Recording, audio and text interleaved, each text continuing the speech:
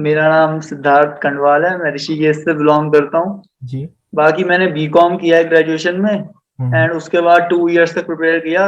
And फिर finally मेरा selection हो गया। टोटल मैंने अगर एग्जाम्स गिनूँ तो शायद 9 to 10 एग्जाम्स दिए हैं। मेरे को ठीक से याद नहीं है, 9 या 10। हम्म। फाइनली 2 साल के बाद मेरा सिलेक्शन हुआ था। 2017 में मैंने प्रिपरेशन स्टार्ट करी थी। 2017 के ऑलमोस्ट एंड होने पे, मतलब लेटर हाफ में स्टार्ट किया था। हम्म। एंड 2020 के स्टार्टिंग में जॉब लगी है। 2019 का एग्जाम मेरा क्लियर होता, अक्टूबर में रिजल्ट आया था। इस बार SBI PO और SBI क्लर्क भी मेरा क्लियर था। एंड IDBI एग्जीक्यूटिव भी मैंने दिया था, वो भी मेरा क्लियर हो गया था। ओके। बस फिलहाल बाकी ये है कि IDBI असिस्टेंट मैनेजर में इसलिए नहीं दे पाया क्योंकि उसमें 60% की वो थी, क्या बोलते हैं, मैंडेटरी। जी जी। तो कॉलेज टाइम पे मैंने कभी इतनी पढ़ाई करी नहीं, तो अच्छा। इस चक्कर में वो हो नहीं पाया। तो 60 फिफ्टी परसेंट की परसेंट ही थी वजह से मेरी, मतलब आप तो वही हो। आरबीआई भी नहीं दे सकते हो फिलहाल।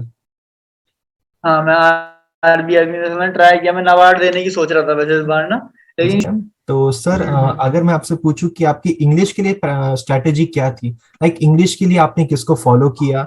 आपको ऐसे कोई एक प्लान लगता है जिससे कोई भी एस्पिरेंट अगर फॉलो करेगा तो ये प्लान से उस एस्पिरेंट को मेंस में ठीक ठाक मार्क्स आ जाएंगे? देखो, अगर मैं इंग्लिश की बात करूँ यार, तो मतलब मैं बताता आया हूँ काफी टाइम से भी। मेरा भी चैनल ही है यूट्यूब पे। जी क्या जी। कहते हैं कि, तो मेरा ये था कि मेरी इंग्लिश थोड़ी ठीक थी पहले से, क्योंकि मैं इंग्लिश मीडियम स्कूल से हूँ। और बाकी मेरा फेवरेट सब्जेक्ट भी इंग्लिश लिटरेचर ही था, हमेशा से ही। एक टाइम पे हिस्ट्री भी हुआ करता था मेरा फेवरेट सब्जेक्ट, लेकिन मेनली मेरे को इंग्लिश की स्टोरीज, शॉर्ट स्टोरीज रीड करना बहुत पसंद था। हम्म। रीडिंग का शौक बचपन से ही था मुझे। कॉमिक्स रीड करना, इंग्लिश की स्टोरीज रीड करना बचपन से बहुत करता था। तो इंग्लिश मेरी कह सकते हैं कि एवरेज से थोड़ा ठीक ही थी। तो मेरे को इंग्लिश में ज्यादा कोई प्रॉब्लम नहीं हुई। बाकी मैंने ग्रामर भी कभी पढ़ा नहीं, ठीक है, किसी बुक को भी फॉलो नहीं किया। और इंग्लिश के लिए मैंने किसी यूट्यूबर या किसी को भी फॉलो नहीं किया। इंग्लिश के लिए बस मैं क्या करता था, आरसी सॉल्व कर लेता था, एडिटोरियल्स पढ़ लेता था। वो भी मैं अखबार नहीं पढ़ता था, मैं नेट पे लिखता था कि editorial for banking exams, and उनसे मैं पढ़ता था।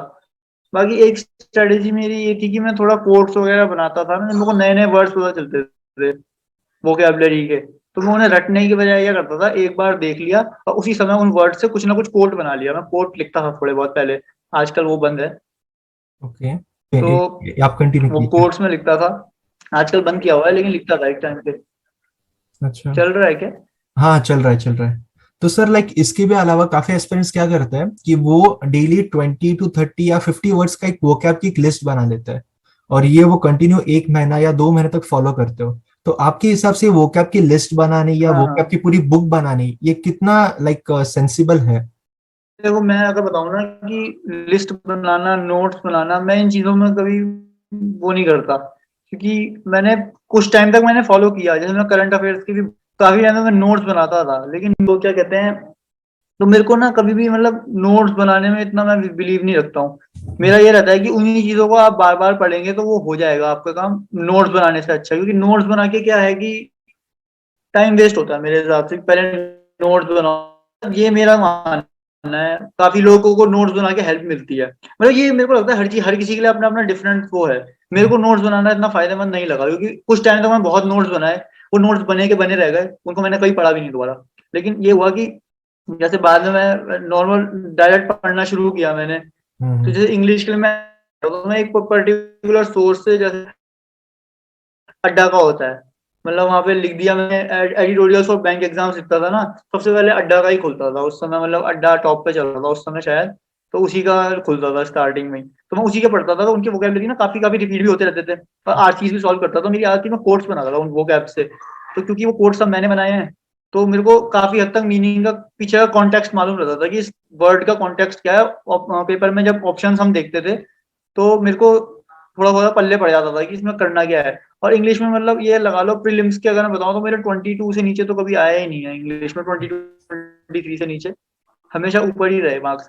तो मेरे को लगता है कि अगर किसी पर्सन के लिए वो चीज नोट्स बनाना उसको अच्छा लग रहा है, तो वो कर सकता है। ओके। लेकिन ये कोई मतलब हार्ड एंड फास्ट रूल नहीं है कि बनाने ही बनाने नोट्स, और ये हर चीज के लिए मैं कहूंगा। तो मैं बट यही कहना चाहूंगा, मैं वोकेबलरी लिख सर के, अगर आपने आपको लिख के अच्छी तरह याद हो जाता है कि आपने लिख लिया और आपको उसके बाद हमेशा के लिए याद हो गया, तो बहुत बढ़िया बात है। अब मेरी बात थी, मैं लिखे का लिखा ही रह जाता था, उसको मैं कभी देखता भी नहीं था, तो फिर मैंने लिखना छोड़ के दूसरी चीजों में फोकस किया। एग्जैक्टली सेम स्टोरी सर, मेरी भी है। जो नोट्स बनाते थे वो वैसे ही रहती थी, कभी हमने उसे खोल के देखा नहीं। और ये लाइक हाँ। एक सच में ऐसे होता था। बट सर अगर हम कोई एस्पिरेंट की बात करते हैं जिनका लाइक बैकग्राउंड हिंदी में है, जिनका स्कूलिंग इंग्लिश में नहीं हुआ है, तो उनके लिए आप क्या रिकमेंड करोगे? हम्म। न्यूज़पेपर रीडिंग होना चाहिए उनका फर्स्ट स्टेप, या कोई देखो मैं नॉवल तो यही रीडिंग से कहूंगा स्टार्ट कि कीजिए? देखो बेस स्ट्रॉन्ग है मेन। पहले आप बोल लो। जी जी, हो गया क्वेश्चन सर। आपका थोड़ा लेंदी था। हो गया क्वेश्चन। जी जी। मेरा ये था कि जैसे अपना बेस स्ट्रॉन्ग करो, तो रीडिंग में आपको मेरे को लगता है मेन हो जाएगा। जैसे हमारे भी इंग्लिश मीडियम स्कूल में थे हम, लेकिन काफी सारे स्टूडेंट्स थे हमारे साथ, तो सबकी इंग्लिश भी अच्छी नहीं है। मेरी शायद इसलिए क्या होता है, बचपन से रीडिंग करता था क्योंकि, तो मुझे लगता है रीडिंग से क्या होता है कि बैंक एग्जाम्स में मेन क्या है, वोकेबलरी। और वो बहुत सारे आते हैं यार, रीडिंग कॉम्प्रीहेंशन, अनसीन पैसेजेस, ये सब बहुत सारे पैसेज वगैरह बहुत आता है। मतलब मेन मेरे को लगता है वो रीडिंग के ऊपर ही बेस्ड है, ग्रामेटिकल इतना नहीं आता, थोड़ा बहुत एरर डिटेक्शन वगैरह आता है, वो भी मेरे को लगता है अगर आपकी रीडिंग रेगुलर है, हाँ। रेगुलर बेसिस पे आप प्रैक्टिस करते रहते हो, रीड करते रहते हो ना, तो आपको पता चल जाएगा कि आगे क्या आने वाला है। ग्रामर में मेरे को लगता है यार इतने सारे, मैंने ग्रामर की बचपन में ट्यूशन ली थी। हमारे जो सर थे उनकी मतलब इतनी मोटी बुक थी, उसमें उन्होंने ग्रामर के टेंसेस के रूल्स लिखे थे। टेंसेस के रूल्स इतने सारे थे कि उनको पढ़ के लगता था यार इतनी मोटी बुक थी, रजिस्टर भर रखा था उन्होंने पूरा। मैं कहता था इतने रूल्स इनको, और उनको शायद याद भी थे, वो इंग्लिश के सर थे क्योंकि। लेकिन हम्म। हमने कहा इतने रूल्स कौन याद करेगा बचपन में ही, तो अब हमने कहा हम तो रीड करके करेंगे। रीड कर करके हमने मतलब ऐसा कर दिया कि मतलब रीड करके अब जैसे कोई सेंटेंस देखो पता चलता है कि इसमें आगे क्या आने वाला है, हाँ मतलब हाँ थोड़ा वो हाँ, इंट्यूशन हो जाता है कि यार यहाँ पे हाँ, क्या आएगा, पर मालूम चल जाता है। ऑप्शन देख के फिर थोड़ी और हेल्प मिल जाती है कि ये तो लग नहीं रहा है, ये भी नहीं लग रहा है, जी जी ये जी लगता है ये होगा। तो ऐसे करके मैंने कर दिया है इन चीजों को। जी। मैंने मतलब मैं सबको भी, यही बिगिनर भी है, मैं उसको रीडिंग ही सजेस्ट करूंगा, क्योंकि यार ग्रामर के रूल्स आप, मेरे को नहीं लगता वो एक और बड़ी खीर हो गई, उतना तुम हम्म। मतलब क्यों जाना चाहोगे दोबारा उस चीज पे। Exactly exactly। और सर जब हम ये वोकैब बनाते हैं ना, लाइक नहीं तो अगर आपने ग्रामर के रूल्स किए, होता भी ये है एग्जैक्टली exactly कि अगर आपने वो कितनी भी बार वोकैब की लिस्ट बनाई है, आपको मैक्स टू मैक्स पहले के 50 या पहले के 100 वर्ड्स ही लर्न होने वाला है। बाद में जब आप 100 से आगे जाओगे तो पिछले वाले वर्ड्स तो पूरे आप भूलने वाले हो। तो इससे होगा क्या वो तो कि है ही। आपका टाइम टाइम वेस्ट भी होने वाला है, ऊपर से आपका कॉन्फिडेंस कम हो जाएगा, क्योंकि आपको लगेगा कि यार यार मैंने किया था हम्म। पर मुझे अभी याद नहीं आ रहा है। तो कॉन्फिडेंस भी लो लो हो जाता है। वो तो तो मैं है भी यार, यही वर्ड रिकमेंड इतने करूंगा सारे हैं, कि इतने वर्ड्स किसको याद रहते हैं। होता है सर, प्रैक्टिकली होता इतने है। वर्ड्स हैं इंग्लिश में, सारे वर्ड्स तो याद रखना इम्पॉसिबल है। इम्पॉसिबल है सर, लैंग्वेज है, लैंग्वेज कैसे लर्न कर सकते हैं? प्रैक्टिकली तो हो ही नहीं सकता है। वो तो है ही। जी। तो इसलिए फिर अगर हिंदी मीडियम से भी कोई है तो मैं डायरेक्टली आपको रिकमेंड करूंगा कि आप रीडिंग से स्टार्ट कीजिए, जो भी आपको कंफर्टेबल लगता है। आप स्पोर्ट्स आर्टिकल पढ़ सकते हो, आपको अगर फैशन पॉलिटिक्स जो भी आपको पसंद है आप वो स्टार्ट कीजिए। बाद में एक एक करके आप आपकी रीडिंग हैबिट बढ़ाइए, और इवेंचुअली आपकी जो रीडिंग कॉम्प्रिहेंशन की स्किल है वो बढ़ जाएगी। सर नेक्स्ट क्वेश्चन लेते हैं। अगर एक और चीज मैं ऐड जी जी करना चाहूंगा जी सर प्लीज। इसमें, जैसे इंग्लिश में कंटेंट देखो, मूवीज हो गए, एनिमे हो गए, आप इंग्लिश में देख सकते हो। कभी कभी ये मत करो कि चाहे आपको बिल्कुल स्टोरी देखने के लिए मत देखो, लेकिन कम से कम ये सोचो कि यार जो नया वर्ड उसमें मिलता है उसको वहीं से पकड़ के उसके सेंटेंस देखो वो कैसे फॉर्म कर रहे हैं। दो बंदे आपस में बात कर रहे हैं तो वो क्या बातें कर रहे हैं, कैसे बात कर रहे हैं, उससे मेरे को लगता है थोड़ा स्पीकिंग में भी हेल्प मिल जाएगी। जी हालांकि स्पीकिंग एक्चुअली तो फिर बाद में अगर प्रैक्टिस डिजिटल चाहिए। कंटेंट देखते हैं तो बहुत वर्बल इंग्लिश में बहुत ज्यादा हेल्प होती है ऑनेस्टली, और ये स्किल आपको इंटरव्यू में भी बहुत यूज होगी, क्योंकि इंटरव्यू में तो वो तो पूरा है इंग्लिश ही। का ही गेम है, आपको ही पता है कि बहुत ज्यादा हाँ जी, हाँ इंग्लिश जी। पर डिपेंड होता है। तो वर्बल इंग्लिश के लिए भी कंटेंट उसमें बहुत यही है है। कि जैसा अगर एग्जामिनर इंग्लिश में पूछेगा तो इंग्लिश में देना सही रहता है, हालांकि हिंदी में भी दोगे तो कोई दिक्कत नहीं है, लेकिन इंप्रेशन कम हो जाता जैसे थोड़ा। हमारा इंटरव्यू हुआ था तो उसमें भी उन्होंने यही कहा था कि इंग्लिश में बोलोगे तो हम प्रेफर करेंगे आप, जी जी जी ऐसा करके एग्जैक्टली। उन्होंने कहा हिंदी यूज कर सकते हो बट वी प्रेफर इंग्लिश। मतलब वो ऑब्वियसली चाह रहे थे कि हम इंग्लिश बोलें, जी और कोई जी। बुराई नहीं है सीखने में, कोई नई और चीज, सर नई अगर आप नई लैंग्वेज। ऑफिसर लेवल या इवन क्लरिकल की भी बात करते हो, क्लरिकल का तो खैर इंटरव्यू होता नहीं है, पर अगर ऑफिसर की बात करते हो तो नहीं नहीं, officer should be able to speak fluent English. ये मुझे लगता है, वो तो क्योंकि है। आप अगर कल जाके कोई बिजनेसमैन या किसी से भी डील करने वाले हो तो ऑफकोर्स वो हम्म। आके इंग्लिश बोलने ही वाले हैं। और इंग्लिश ऐसी हाँ, स्किल है कि एक बिजनेसमैन बार जो भी आते हैं आप, जैसे जी एसएमई ब्रांच के कस्टमर्स, वो इंग्लिश में ही बोलते हैं। जी, और आप कभी भी किसी से भी डील करोगे इंग्लिश लगेगी, उसके उसके भी अलावा इंग्लिश स्किल है, आपको कभी ना कभी लाइफ टाइम में वो यूज करनी ही करनी है। तो वो तो है, एक इंग्लिश के स्किल है ऊपर। इसको, मतलब सीखने में लोग सोचते हैं ना कि तुम इंग्लिश सीख रहे हो तो हिंदी को भूल गए, ऐसा नहीं होता। अरे एक यार, नई लैंग्वेज है वो, उसको एक टास्क की तरह देखो, चैलेंज की तरह देखो, यार मैं क्यों नहीं कर सकता। जी एग्जैक्टली exactly। और इंग्लिश होगी सर, लाइक मैंने काफी हम्म। देखा है जो बंदे ट्राई करते हैं सच में उनसे होती है। जो प्लानिंग करते हैं कि मुझे ट्राई करना है, उनसे नहीं होती है। हाँ। आप अरे बहुत मेरे बहुत खुद के करोगे। चैनल में इंग्लिश में बोलता हूँ, मैं बहुत जी। बार अटकता हूँ बोलते हाँ, बोलते, लेकिन फिर भी मैं ट्राई करता हूँ। मैं अभी भी एग्जैक्टली। नहीं कहता कि मेरी स्पोकन इंग्लिश बहुत अच्छी है, लेकिन मैं एवरेज कर चुका हूँ उसको। और सर देखिए, फंबल भी होगा काफी बार, मिस हाँ वो तो प्रोनाउंसिएशंस भी है। होने वाले हैं, ग्रामेटिकली भी काफी सेंटेंस गलत हो जाते हैं, बट आखिर में आप जितना ट्राई करोगे उतने ही अच्छा होने वाला है वो। तो मैं यही सजेस्ट करूंगा कि ट्राई कीजिए, खुद से नहीं तो दोस्तों के सामने, दोस्त भी वैसे होने चाहिए एक्चुअली सपोर्टिव, दोस्तों के सामने कीजिए, हाँ, देखते मेरे हैं घर कैसे में होता जैसे है। मेरी मॉम थी, तो अच्छा देखिए। घर में देखिए आपके भाई बहन। हाँ, घर वालों से एक है, अगर आप घर वालों से बोलोगे ना, वो ज्यादा आपका मजाक नहीं उड़ा सकते। तो घर वालों को पकड़िए सबसे पहले ये, और उनको जो हाँ वो बोलना तो है वो है ही। बोलिए, मतलब एटलीस्ट वो समझ के ले सकते हैं आपको। जी। तो सर नेक्स्ट क्वेश्चन के पास बढ़ते हैं। क्वांट के बारे में बताइए सर, क्वांट के बारे में आप सब कुछ बता सकते हैं, लाइक जो भी होता है, प्रिपरेशन से लेके सोर्सेस से लेके, आपकी रियल लाइफ में फर्स्ट मॉक्स में स्कोर कितना आया था, मेंस और प्री का। हम्म। तो अगर मैं पहले केवल क्वांट की बात करूँ, तो मैं ट्वेल्थ तक मेरे पास मैथ्स थी, बट मैं भी मैथ्स का इतना अच्छा स्टूडेंट नहीं था। मैथ्स में अगर मैं बताऊँ तो मेरे बोर्ड्स में भी बस 51 मार्क्स ही आए हैं। तो मेरी ओके। मैथ्स मतलब मैं हमेशा से एक बिलो एवरेज स्टूडेंट ही रहा हूँ। मेरी मैथ्स भी इतनी अच्छी नहीं थी, मेरी बस इंग्लिश अच्छी थी। बाकी हर चीज में, सब्जेक्ट में मैं बिलो एवरेज ही रहा। एक इंग्लिश ही थी जिसमें मेरे मार्क्स थोड़े ठीक आते थे, लेकिन बस मैथ्स मैथ्स भी थी हमेशा से बेकार थी। लेकिन बैंक में एक चीज बहुत बढ़िया है कि केवल 10th तक की मैथ्स आती है, जी। अगर मैं बैंक एग्जाम्स की बात करूँ। ठीक है। और मतलब उसके अलावा, और बैंक में आपका मेन क्या है क्वांट का फंडा, पहले तो आपको 25 क्वेश्चन ऐसे होते हैं जो डुएबल होते हैं। ठीक है, उनमें सिंप्लीफिकेशन हो गए, क्वाड्रेटिक इक्वेशंस हो गई, डीआई हो गई, नंबर सीरीज हो गई। ठीक जी। है, इन टॉपिक्स को आप पहले पकड़ सकते हैं। अगर मैं प्रीलिम्स की बात करूं, हम्म। मतलब अरिथमेटिक की प्रैक्टिस करनी है, ऐसा नहीं कि प्रैक्टिस ही नहीं करनी, लेकिन इन टॉपिक्स को आप पहले करना चाहिए क्योंकि इनमें स्कोरिंग है। अगर आप पहले अरिथमेटिक के क्वेश्चन करेंगे, क्योंकि वो एक क्वेश्चन लगभग 1 मिनट तो लेता ही लेता है अरिथमेटिक का। एक क्वेश्चन अगर वो इजी क्वेश्चन भी होगा तो भी वो 1 मिनट लेगा। तो उससे बढ़िया ये है कि आप सिंप्लीफिकेशन कीजिए, सिंप्लीफिकेशन आपके 2-3 मिनट के अंदर सारे के सारे हो जाएंगे। तो इसलिए मेरे को लगता है कि, और मैथ्स की अगर मैं सोर्सेज की बात करूँ, तो मैंने एक बुक यूज करी थी, किरण किरण करके है वो, यार मेरे को पब्लिकेशन। नाम भी, किरण और सॉल्व पेपर्स। उसमें मतलब हर क्वेश्चन के एक क्वेश्चन बैंक टाइप की बुक थी वो। जी, 1990 से लेके 2016 तक सब क्वेश्चन बैंक के हाँ साथ। हाँ, वही वाली वही टॉपिक वाली वही वाइज, वाली जी जी वही वाली। एग्जैक्टली। 3300 हाँ क्वेश्चन कुछ तो है। जी जी जी। हाँ, उसमें बहुत क्वेश्चंस होते थे, तो हर चैप्टर के बहुत क्वेश्चंस मिल जाते थे। ठीक है। उससे पहले मैं कोचिंग भी आता था, मैंने मतलब ऑफलाइन कोचिंग करी है, लेकिन वहाँ हमारे बेसिक जो होता है, बेसिक लेवल की मैथ उन्होंने सिखा दी थी सर ने। उसके बाद सारी प्रैक्टिस खुद से ही हुई थी। मैं बेसिक में थोड़ा, कोचिंग में यही होता है कि आपको स्टार्टिंग का बस एक थोड़ा सा गाइडलाइन दे देंगे, उसके बाद आपको सब कुछ खुद ही करना होता है। ठीक है, अगर कोई ये सोचे कि कोचिंग मैंडेटरी है, तो मैंडेटरी नहीं है। और मैंने कोई ऐसी बड़ी जगह से कोचिंग भी नहीं ली थी। मेरे ऋषिकेश में मेरे भैया के दोस्त थे, वो पढ़ाते थे, तो मैं उनके पास चला गया था। ऋषिकेश से मैंने कोचिंग ली थी, किसी बड़े इंस्टीट्यूट से कोचिंग नहीं ली है। क्वांट के तो बस मेरा एक वही सोच था, मैंने क्वांट के लिए किसी यूट्यूबर को फॉलो नहीं किया। रीजनिंग के लिए मैंने किया था, पर क्वांट के लिए नहीं किया कभी भी। और कभी कभी मेरे को जैसे कोई क्वेश्चन में डिफिकल्टी होती थी, कोई चैप्टर डिफिकल्ट लग रहा है, तो मैं कभी कभी खोल लेता था कि क्या बोलते हैं ये इस टाइप के क्वेश्चंस कैसे होंगे। जो फर्स्ट वीडियो दिखती थी वही देख लेता था।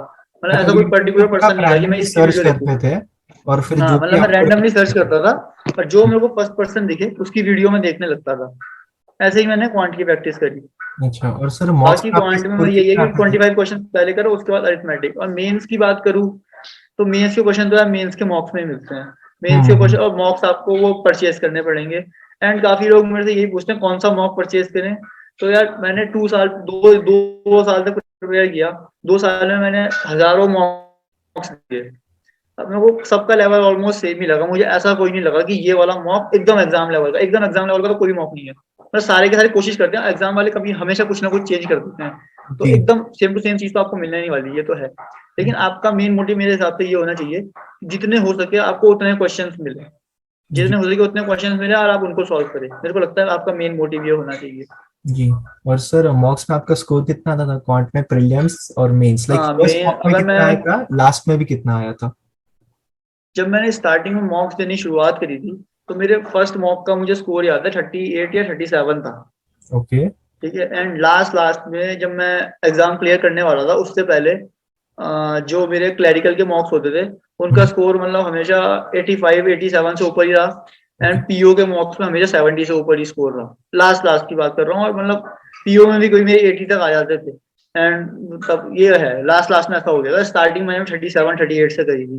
और जी। जो मेरा फर्स्ट मैंने आईयूपीएस पीओ का अटेम्प्ट दिया था उसमें मेरे 37 मार्क्स ही आए थे बस, 37 पॉइंट समथिंग, और उसकी कट ऑफ 42 गई थी। अगर सर इतना ऑनेस्टली मेरे को बात याद करते हैं, लाइक ये यूट्यूब पर कोई नहीं बोलेगा, बट जितने भी टॉपर्स होते हैं सबकी यही यही हालत होती है। स्टार्टिंग में बहुत ही कम स्कोर आता है, बट है। हाँ इवेंचुअली हाँ वो बढ़ता है। और रही सर मॉक्स की, अगर कौन सा सोर्सेज ले, अगर मुझे भी ये क्वेश्चन बहुत पूछते हैं कि कौन सा मॉक ले हम। हाँ हाँ। एक एस्पिरेंट के मन में एक सर क्या कहते हैं, एक ऐसा इल्यूजन है कि जितना हम कॉस्टली मॉक लेंगे उतना ही अच्छा है। लाइक मैं कोई ब्रांड का नाम नहीं लूंगा, बट देखो कॉस्ट का और उस लेवल का कोई कोई भी रिलेशन नहीं है।